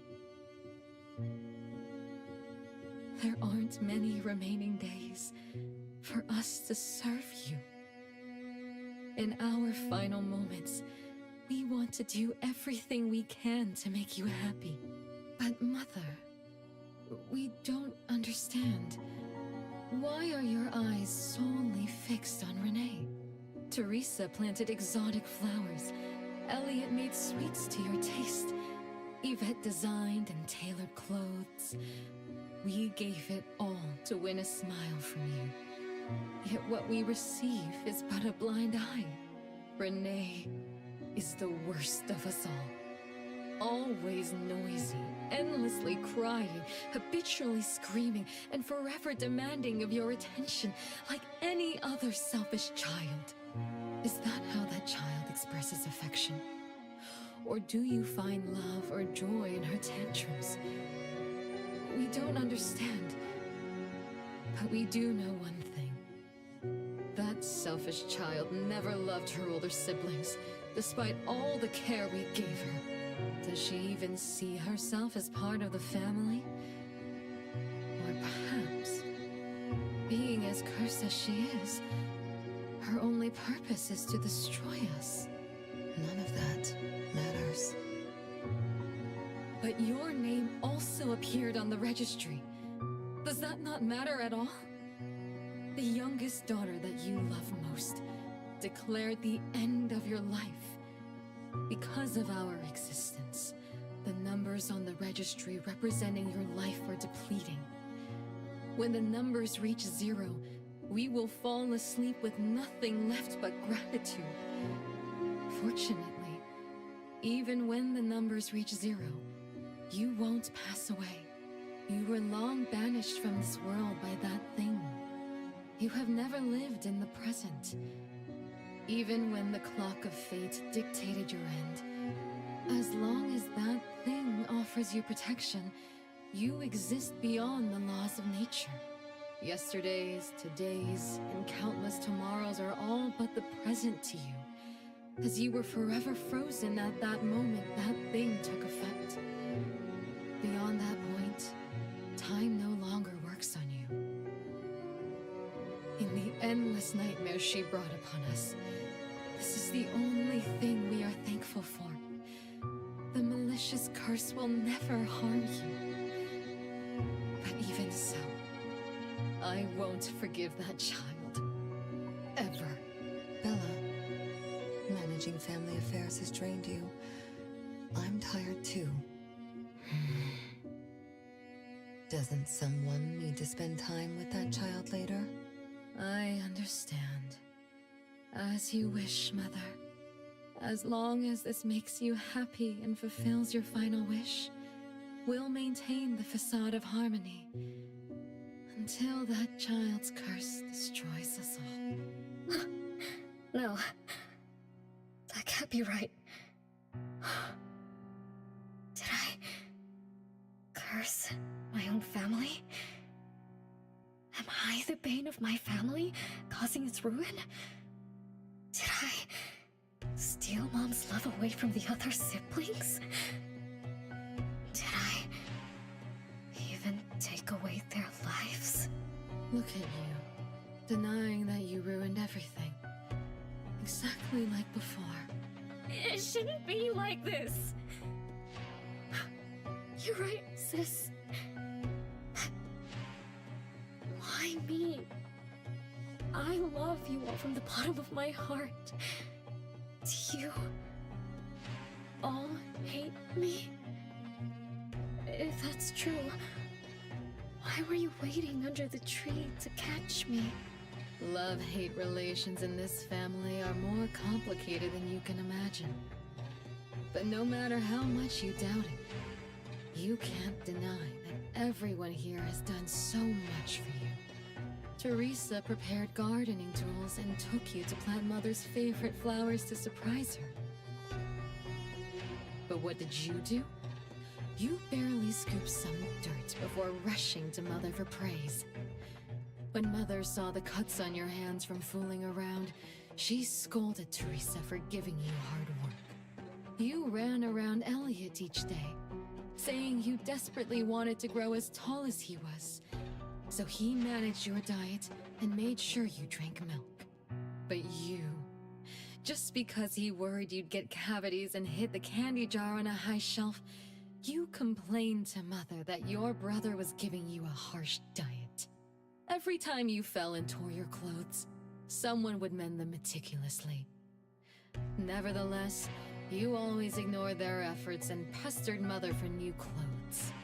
Mother's wish was to have a harmonious family. They were all trying to fulfill that wish, trying not to ruin anything. It would have been so much easier to pretend and spoil you the way Mother did. We could have created the harmonious family Mother wanted, even if it was just a facade. That would have sufficed.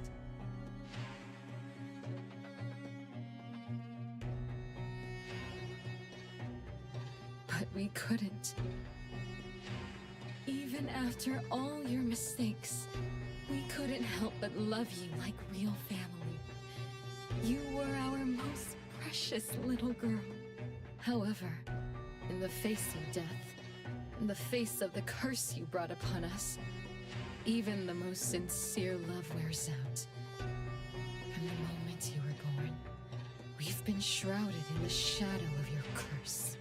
The most unforgivable thing is, Mother, she who brought us into the world, was the one to pay the ultimate price.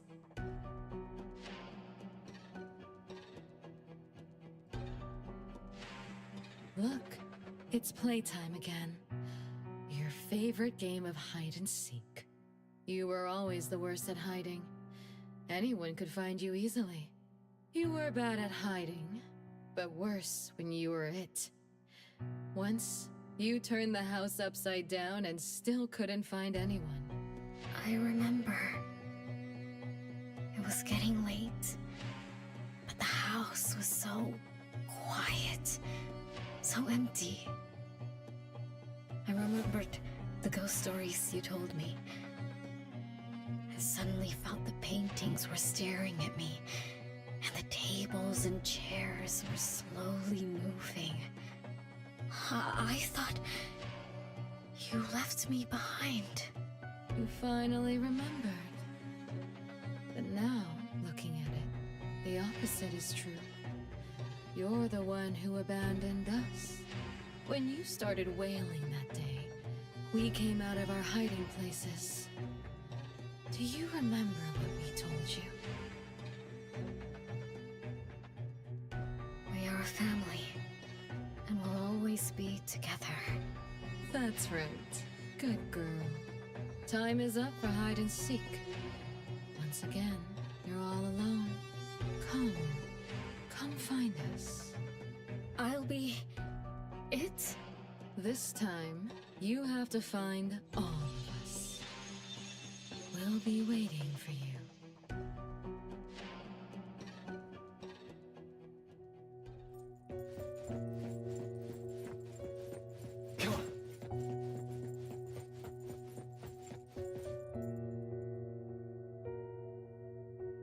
It's a gift from Mom to all of us.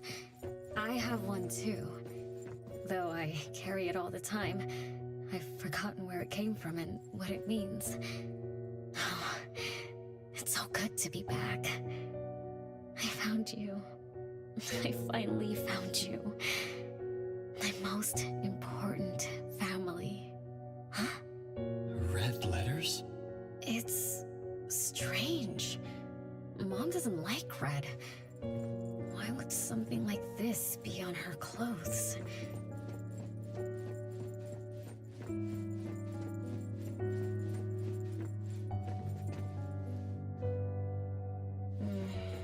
still bothered by those red letters. Aren't they the first letters of names? If they are names, they do match with the voices we heard earlier. But that bright red... it's like a warning. I don't think Mom did this. They truly loved me once. Which is why now they hate me so much. I understand.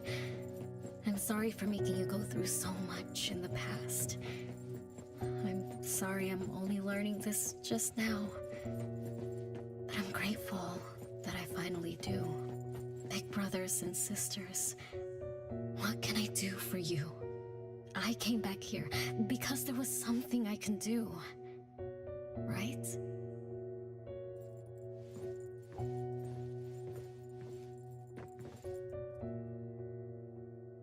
No one found me? Yay! I'm about to win! I already told you I'd win this time. No one will think Renee is hiding here. It's Renee's secret hideout. What's that? Me? I thought we were it, so we can find my siblings. But why is my childhood self here? Back then, who was actually it? Was it Mom? Wait a second. Are we really seeing the past? I think so. I do remember something like that happened when I was a kid, but I only remembered part of it. What we saw should be the whole thing. Are you really sure this is the whole thing? At least, that really happened. Every small thing I remember confirms that they were real. So those words, all those hurtful words, they were real too. Is that right? Something doesn't add up. Please, follow me.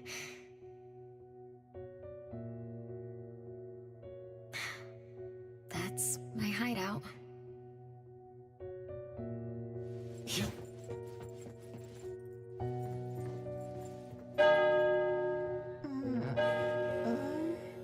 Oh, you found me. Am I the last one to be found? That means I almost won, right? Next time, I'm going to hide somewhere no one can find. Oh, are we going to eat soon? Remember to wash your hands before eating. My big sis and big bro will check. If I don't wash my hands, he'll pinch my cheeks. He always says my cheeks are like the softest dough. He only says that because he wants to pinch them. I'm going back now. Is this the last puppet? No. The last one is here. Look, another letter. R. I've always carried this puppet around. Why is there a red letter etched to it too? It must mean... You finally arrived, Renee. Yes. Big sis, I'm back. But you still don't understand. All you did was watch a replay of how our family met our demise. You must have enjoyed how we cursed ones relive our miseries day after day. No, Big Sis, that's not true. The audience, forgetting they were part of the play, denies their sins, as if forgetting would make it all go away. Have you ever wondered why you forgot this home? Forgot us? Were you forced to forget, or were you unwilling to look back? Renee, you can't lie to yourself. I forgot about the family because I was escaping the past. Looks like you finally found the answer. Yes, I was born from your desire to escape everything. You left all the painful memories of home with me, so you could live carefree in your blissful ignorance. And I will forever call you back, trying to make you remember. You belong here. You belong to our family. So one day, you will knock on our door again. Renee. Renee, what feelings do you carry as you come home? Now that you remember what happened when we were children, now that you know of the curse you cast upon us, are you shaken? Do you even feel the slightest bit of guilt? You won't. You've always been selfish, greedy, and reckless. You betrayed the very purpose we were born to follow. To love Mother, to be with Mother, and exist only to fulfill her wishes. I'm so sorry. I'm so sorry. You shouldn't apologize to me. Have you ever thought about our mother? Our mother who exists outside the flow of time? What could be her ultimate fate? Mom? What happened to Mom? She gave you everything. All her love, all her life, and that thing. Her eternal present, which would have sustained Mother's immortality.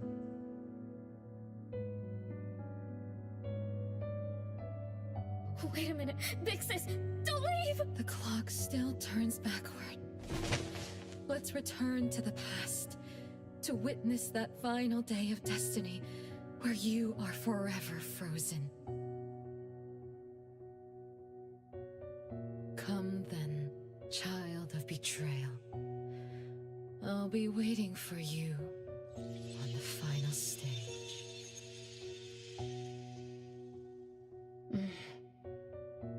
Yes. I betrayed this family. I lived in a daze. Left my family behind. Just to forget my own sins and escape from my endless guilt. That sin. An unforgivable betrayal. I lived for so long, without purpose. Until today. Renee? Look. This is the message my siblings left behind. I'm not just the cursed child. I also betrayed this home. Betrayed everyone. Betrayed Mom.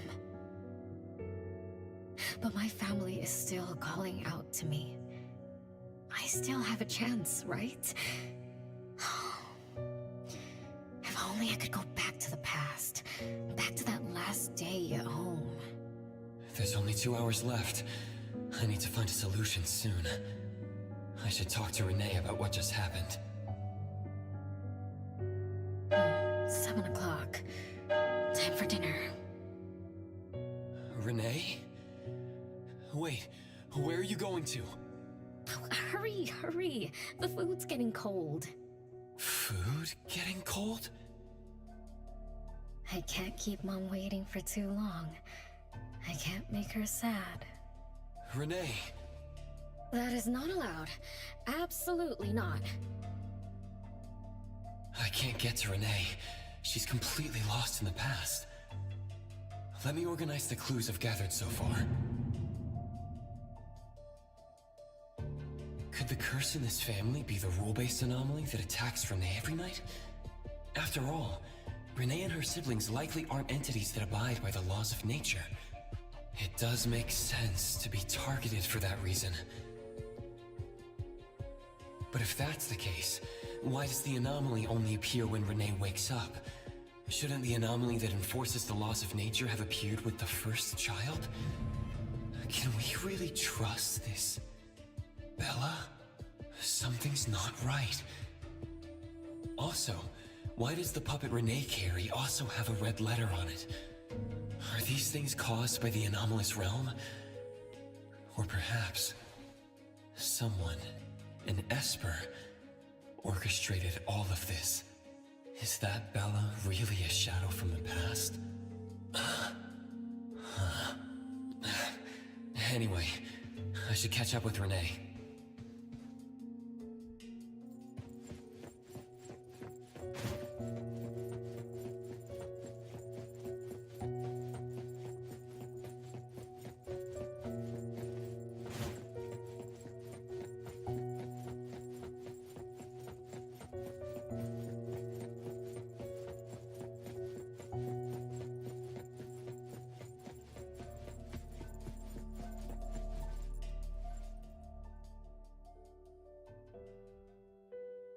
What's wrong, Renee?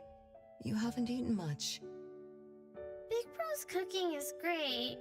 I'm just not hungry. The Mighty King looks tired. He's not moving at all. Won't even sing anymore. Your little cricket? Yeah, my favorite one.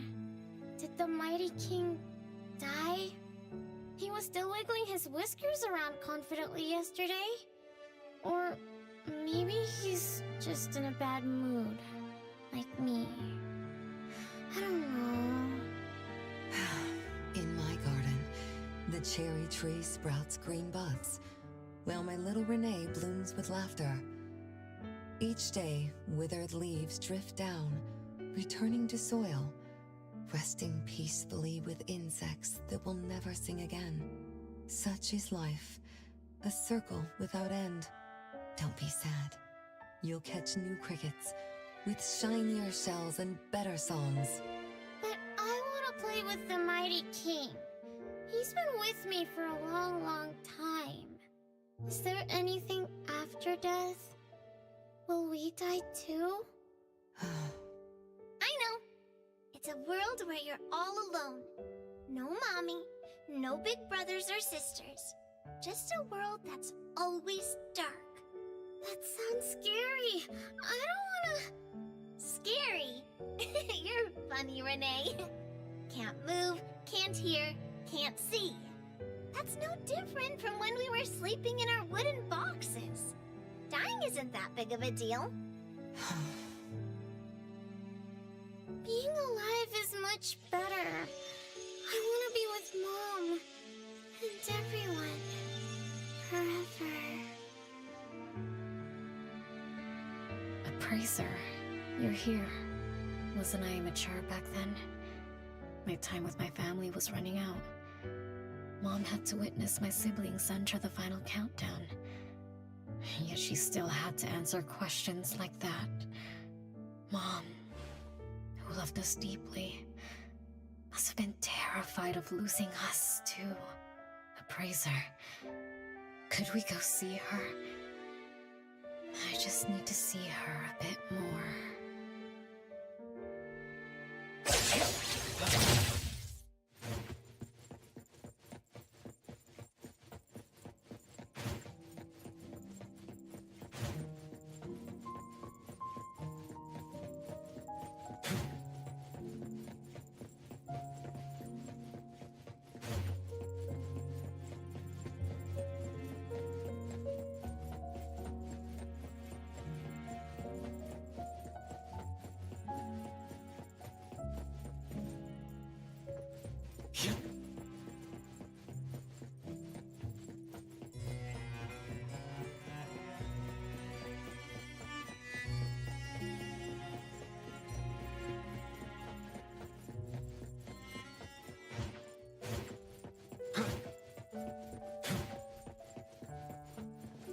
It's way past your bedtime, little troublemaker.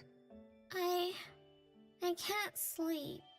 Oh, still feeling sad about the Mighty King? Bella told me I'd feel better if I cry. She said that kids like me just needed to cry, get a good night's sleep. Then all trouble will disappear by tomorrow.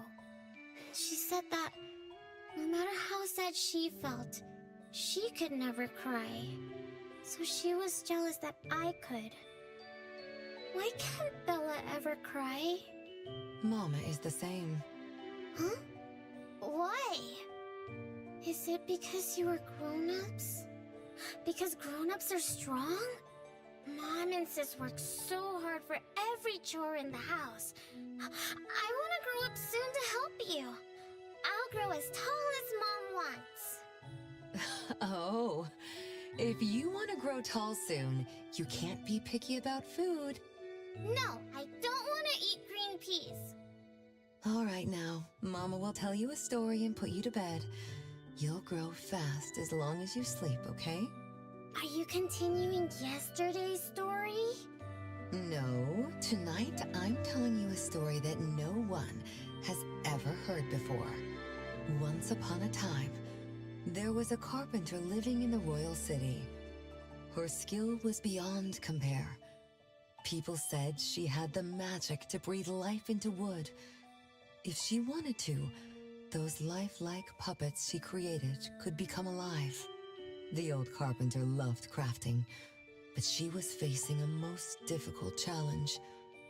As she grew older, her eyesight was no longer as sharp, and her hand that held the carving knife wouldn't stay still. Could that be the end? She remembered what people said about her.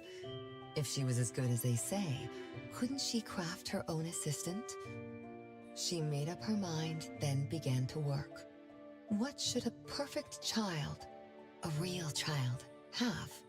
He should have the strongest body. The child was born. He was sturdy, yet nimble. And once his spring is sprung, he could run 2 laps in the royal city with no one able to keep up. Everyone congratulated the old carpenter, but she shook her head and said, "No, this isn't a real child. What should a perfect child, a real child, have? He should have the most beautiful face." The child was born.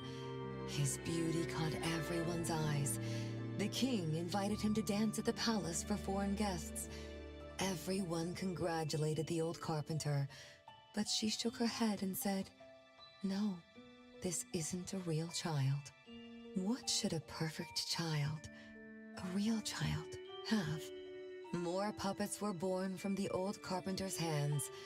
An entertainer who could make children burst into laughter. A grand magician with unpredictable tricks. But no, she shook her head and said, "No, these aren't real children." One night, the old carpenter sat at her workbench, designing the blueprints for her next child. All the puppets quietly stood by her. Suddenly she shivered. The window wasn't closed shut. The howling wind swept away all the warmth from the room. The old carpenter stood up to shut the window, then went to the fireplace for warmth. For a moment, she had an idea she didn't fully understand. Perhaps the dancing candlelight added some warmth to the puppets' faces. She realized that puppets get cold too. The old carpenter took off her scarf and picked up the blanket from her lap. She made sure all the puppets were snug and warm, then went back to her table. Her pencil swooshed around as she began sketching. Soon, a puppet took shape on the paper. She picked up her knife and began carving on the most ordinary piece of wood. Soon enough, a new puppet was sitting on her workbench. There was nothing special about it, but the old carpenter let out a satisfied sigh, as if she completed a masterpiece. She leaned down to kiss the puppet's forehead gently, just like an ordinary goodnight kiss from a mother. Then did the same to the other ones. After that, the old carpenter went to bed and slept peacefully. The next morning, she woke up with someone kissing her forehead. She opened her eyes to find a child, a real child, smiling at her. Whoa. Why did the last puppet turn into a real child? What magic did the old carpenter use? What do you think? I understand. A little. But also don't get it at all. Is that so? It's okay. Oh, it's getting late. Good kids should be sleeping now. Mom, I'm scared. I don't want to sleep alone. I'm worried worried that if I do, I won't see you and my siblings after I wake up. Isn't it better to be alive? You really are different from your siblings. Being alive is good. But what exactly makes it good? I can eat meals with my family, or play hide and seek, and listen to Mom's stories every night before I sleep. How wonderful! Mom, don't you think days like these are wonderful too? You're right. This is the best life being with you. The best times in Mama's life is when I spend time together with you, my family. No, it's not. When I grow up and can do so much more, that's when it'll be Mom's best time. By then, I'll be so tall that Mom will be surprised. I'll be able to reach whatever Mom needs to reach. Then I'm going to learn how to drive. I'll definitely be the first one in our family to drive. Once I learn, I'll take our whole family on picnics. When I grow up, I also want to... Mom.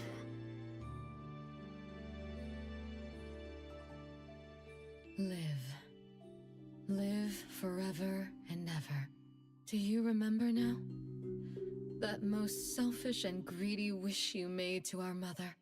With our death sentence, we should have turned back into puppets over 50 years ago. Have you ever wondered why you've been able to escape the debt collector until today? That's the secret that granted eternal life. The secret that froze Mother's body and soul at that very moment. And the price she paid for this eternal moment. Exiling herself out of the mortal world. Living without worry or care. Without joy or sorrow. Without thought or feeling. She should have been enjoying her unmoving life. And we should have been nothing but puppets she made on a whim, with the sole purpose to serve as her children. All we had to do was live under Mother's roof, love her, be loyal to her, and fulfill all her wishes. It should have been that way, even when faced with the registry, faced with the curse you invited. All we could do was to give everything we got, and do our best to fulfill our mission until the countdown ends. But what about you?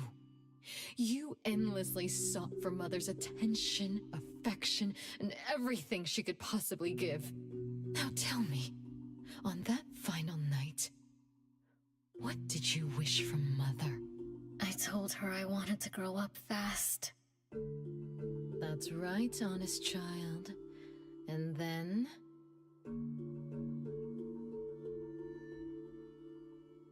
So, Mom gave it to me. Her eternal present. No, it shouldn't be like this. I didn't know. What have I done?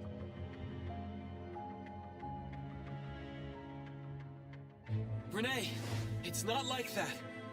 Yes, the eternal present that should have protected Mother is now in your eyes. You didn't just betray us, but also the person who loved you most. So tell me, how does that make you feel? Guilt? Regret? But you don't need to apologize to me. We'll forgive you, and Mother will still love you. You're still our adorable little one, our innocent troublemaker. Forgive me? I can still earn your forgiveness? And Mom will also... Yes. As long as you give up the eternal present, cleanse yourself of your greed for life, we will forgive you for the sins you committed. Come, Renee. come to us. We're all waiting on the other side to reunite with you, never to be separated again. Don't listen to her!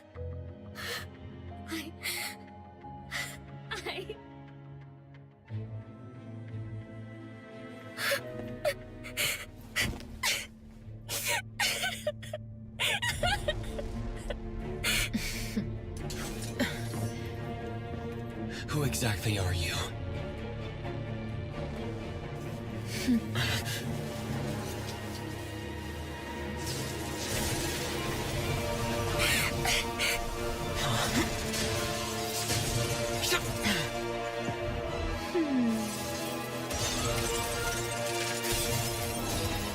Watch out!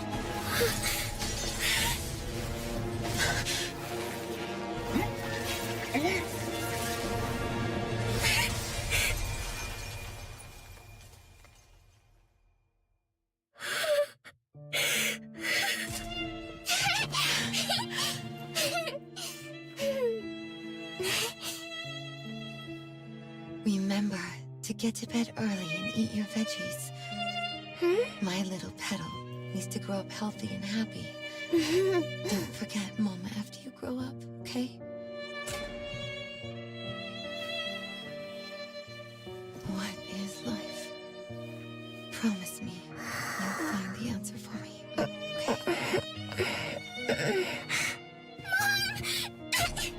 Where are you going?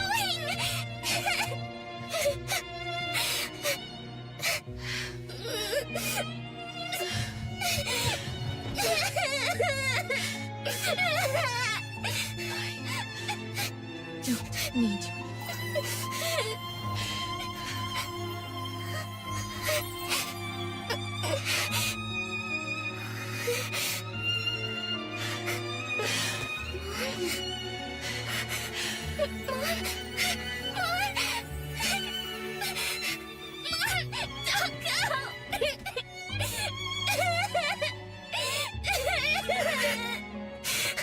It's all my fault. It's all because of me, that mom. No, I don't want this. See? Now I can live forever. I don't need you anymore!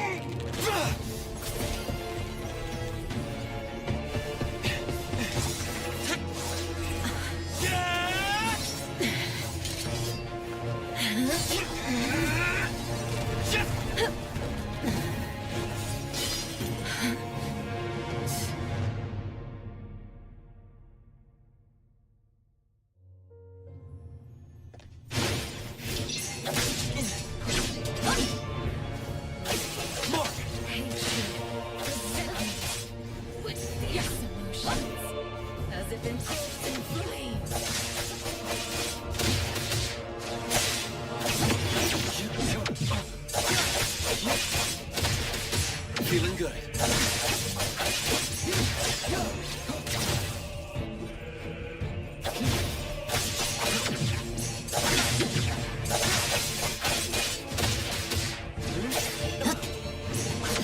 Not too much to fight. Fight zero.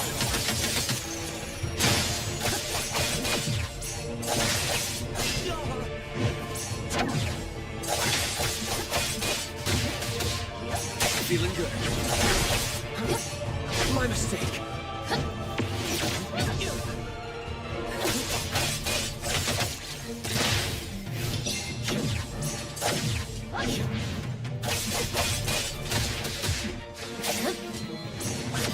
Not too difficult.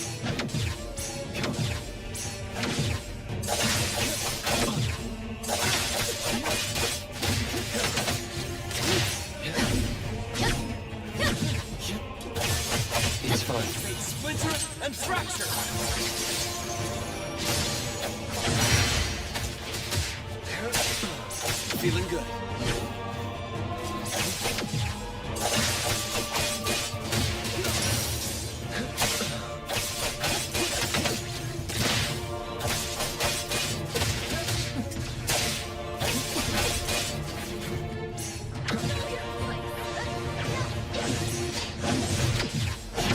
Not be careful. Let me show you something.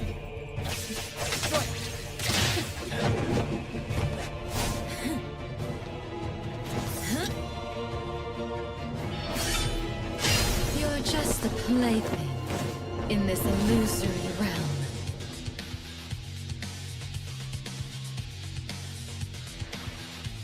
Yep.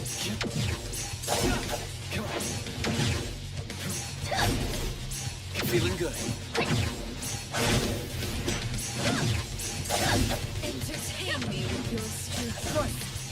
Once I'm born, I'll bury you in this scarlet forest.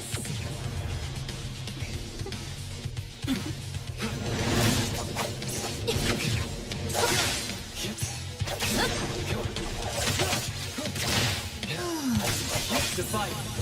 It's like zero. Not too difficult.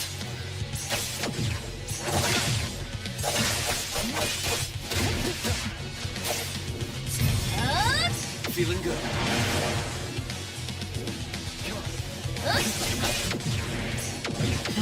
Not too difficult.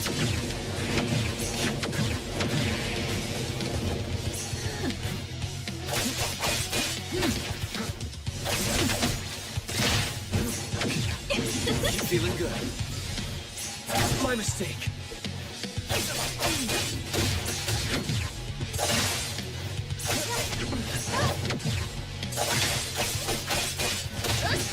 Great. Not too difficult.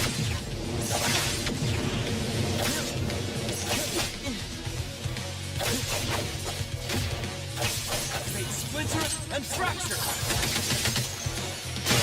Feeling good.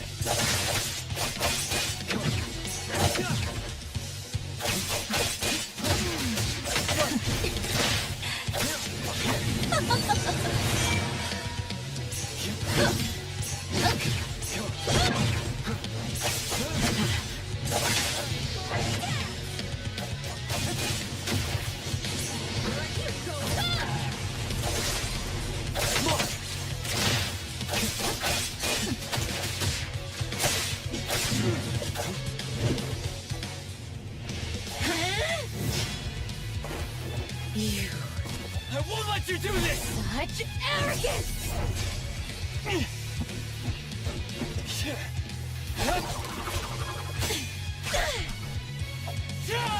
Is that it?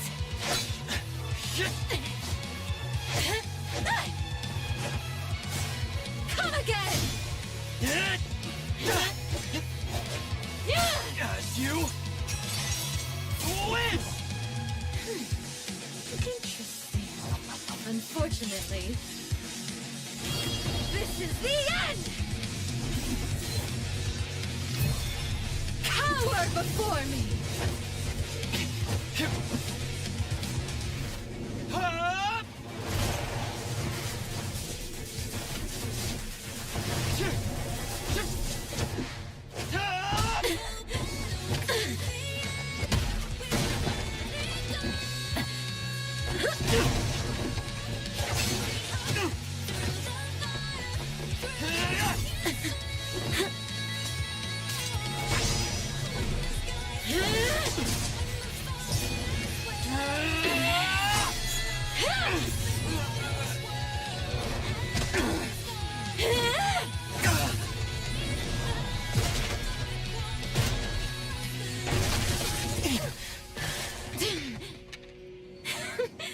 That look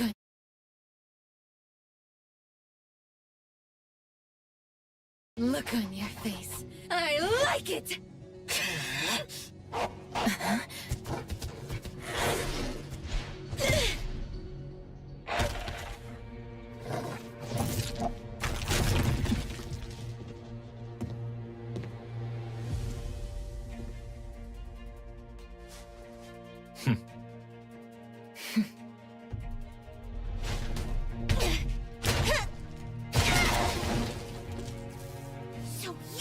behind all this? It's you. All at once? Tick-tock, tick-tock. Aren't you running out of time?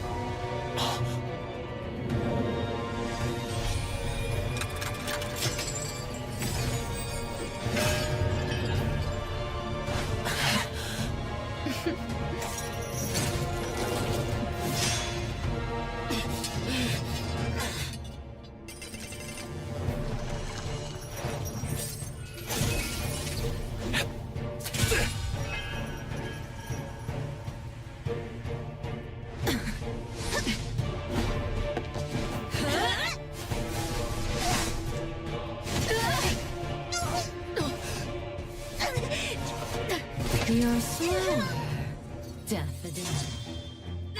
Is this little cutie distracting you? I wonder when she dies, she'd be just as charming!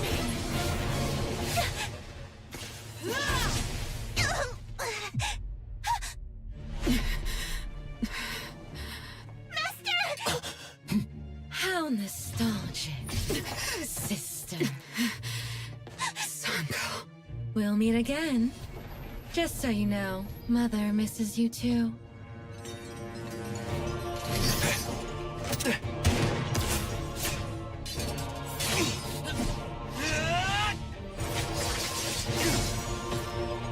Daffodil! I'm fine.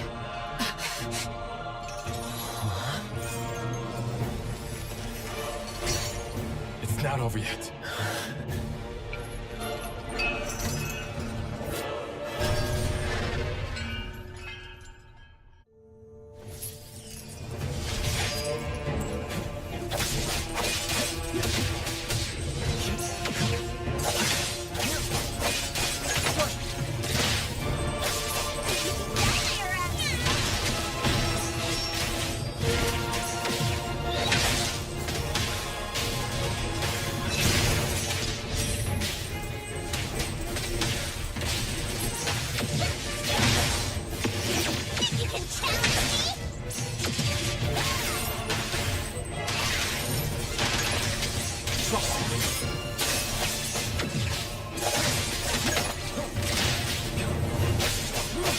Let's finish this!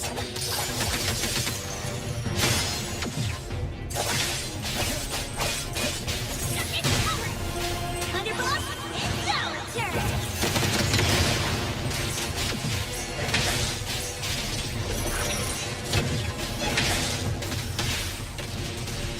Can't touch this!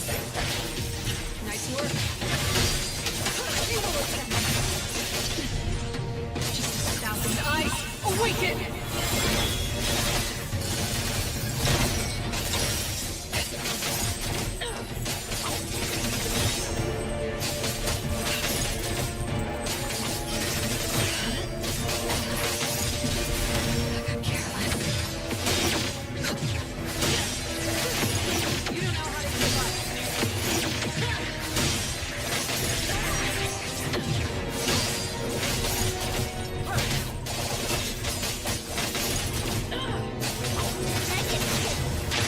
Everyone, follow my command!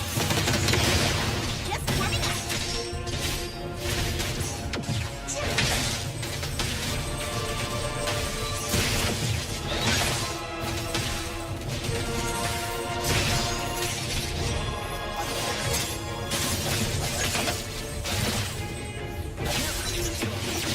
Watch the timing.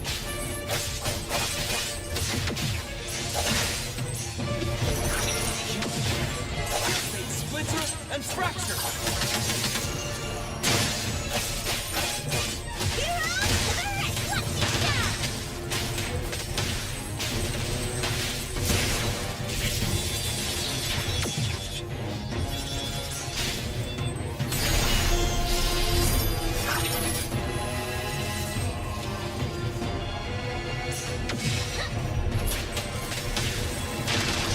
Check that!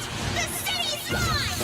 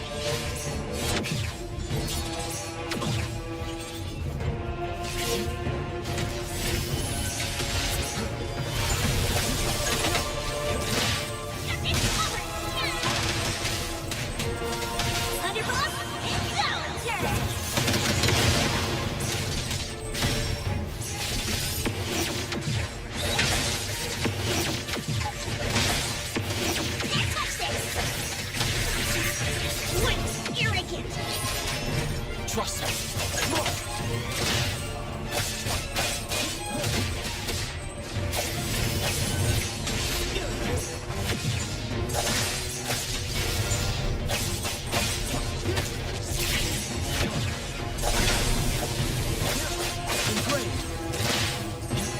Splinter and fracture!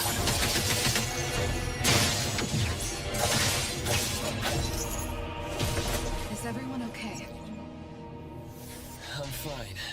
But Daffodil, are you okay? Master got hurt the worst. And it's all because of me. I'm fine, really. It's good that you're okay. Renee's unharmed too. Just dizzy from breaking free of the anomaly spell. Unfortunately, Zanko got away. She's the core member of the criminal organization, the Scarlet Letter. And a report for the puppetization case. That's gonna be a lot of paperwork. Thanks to everyone from A-Bone. The Bureau will continue to investigate into the aftermath of the issue between the debt collector and the Constantine family. Tomorrow morning, I want those who know anything about the Scarlet Letter at the Bureau. We need to have a proper chat, Daffodil. I shouldn't need to fetch you at A-Bone, right? I see.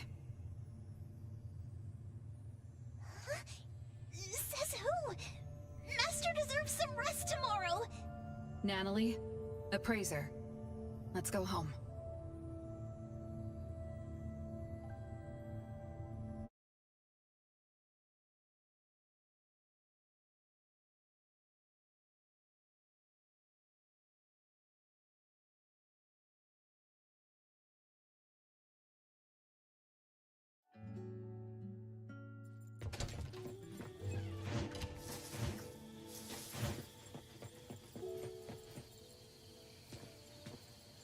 How are your wounds? You should rest earlier tonight. It'll be fine soon. And how are you? Are you okay? Her Esper ability can affect people's minds through auditory and visual hallucinations. I see. So all the stuff Renee and I saw were illusions layered on top of the debt collector's anomalous realm. Or rather, an illusory world tailor-made to her understanding of Renee, after thoroughly excavating Renee's thoughts and feelings. In other words, Zanko used her Esper ability to alter the family's history, making Renee believe she was responsible for her family's deaths, leading her to voluntarily give up her eternal present. The eternal present probably requires the owner's verbal consent before it can detach itself. An anomaly that can grant its host immortality must be incredibly rare. The Scarlet Letter has acquired more than one rare anomaly. The incident at the Abisu auction was also their doing. With these reckless hits, it's like the Scarlet Letter is announcing their arrival at Hetero. This is just what their leader, Madame T, will do to demonstrate her superiority. Lady T... Is she the mother Zanko spoke of? When she said Mother misses you too, could it be? I should have killed her back then. So, Zanko used Scarlet Letters to spell betrayer. She could be considered my adoptive mother. I don't deny that she gave me the first home I knew of. It's true. I was once a member of the Scarlet Letter. No wonder Chaos spoke like that. He must have known that Daffodil was a member of the Scarlet Letter, the criminal organization he's pursuing. So Zanko went through all this trouble just to get the Bureau's attention? Hey, what matters now is that you're Daffodil from the A-Bone Antique Shop. Thank you. You're a good person. It's getting late. Good night, Appraiser.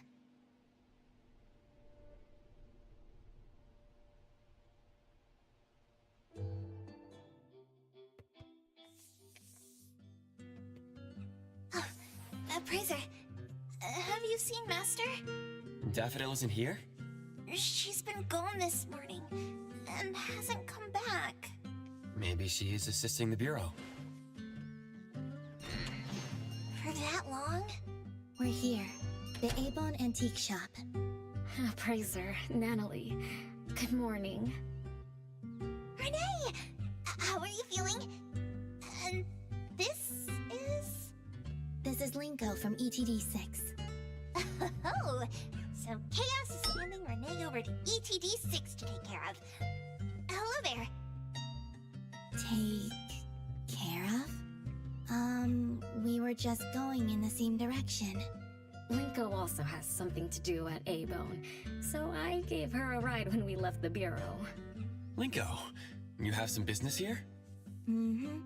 I do have stuff to do. What are you up to?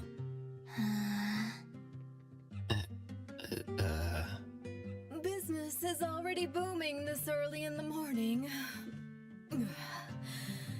How wonderful. What was I here for again? Tisk, tisk, you dummy! Don't tell me you forgot what you were supposed to deliver! Oh, right. The delivery. Thank you, Xiaojun. Whoa! What's this?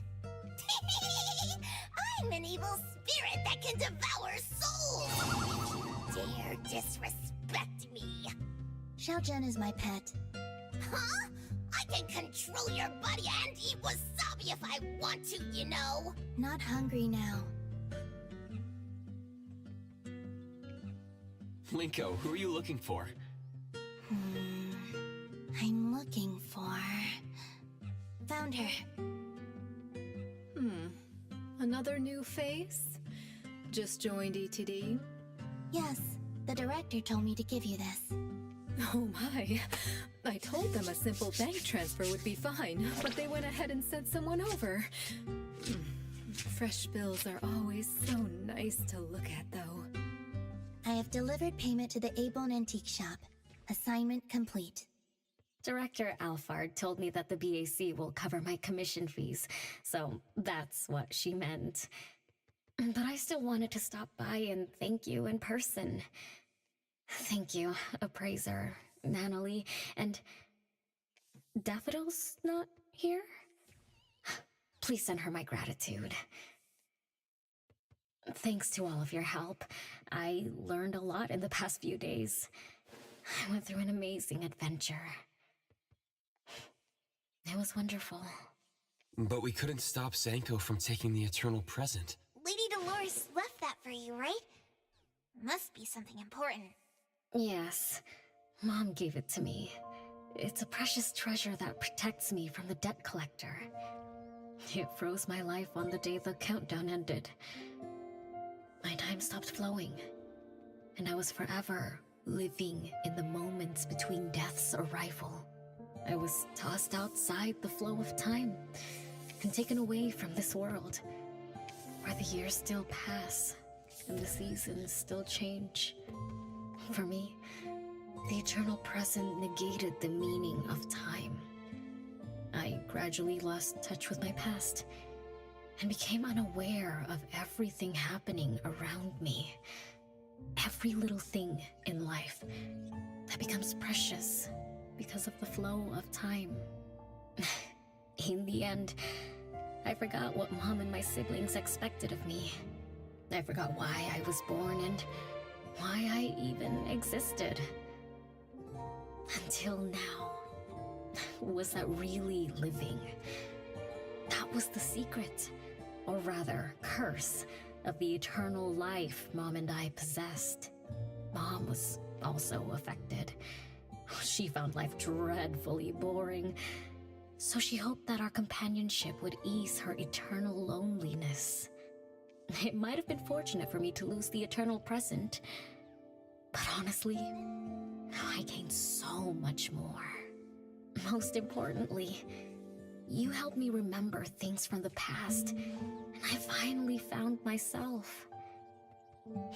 That feels so great. I suppose I went through a rebirth, right? I'm so happy for you, Renee. What about the debt collector? Don't worry. I have a solution. Well, in addition, to make the most of this precious rebirth, I've decided to travel around the world. I'll probably leave Hethero for a very, very long time. So for each and every day ahead, I wish you good morning, good afternoon, and good evening.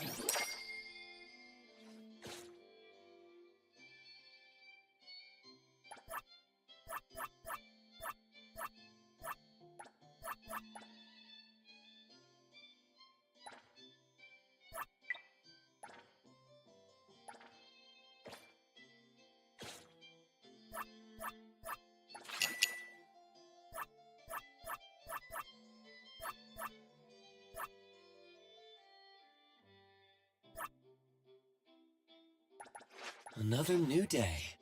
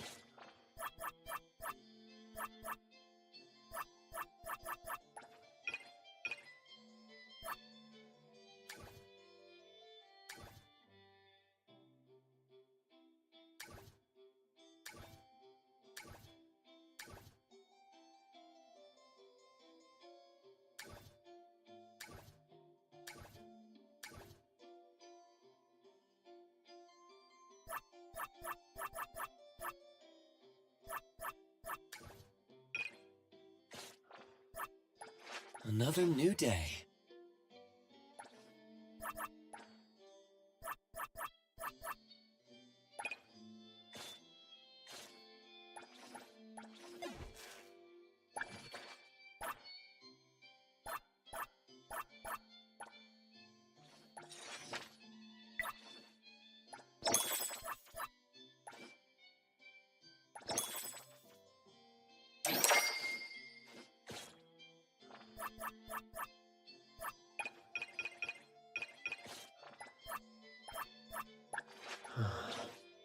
What should we do today?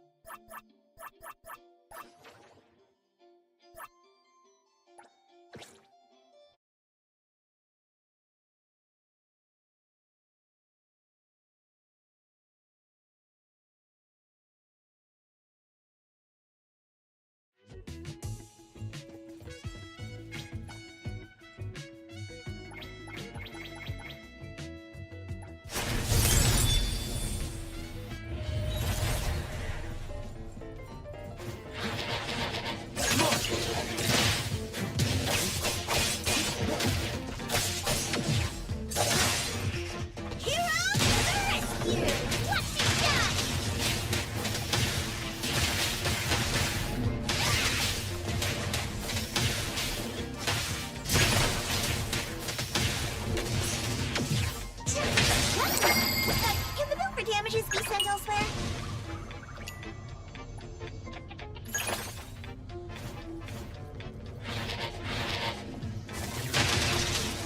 Check that! The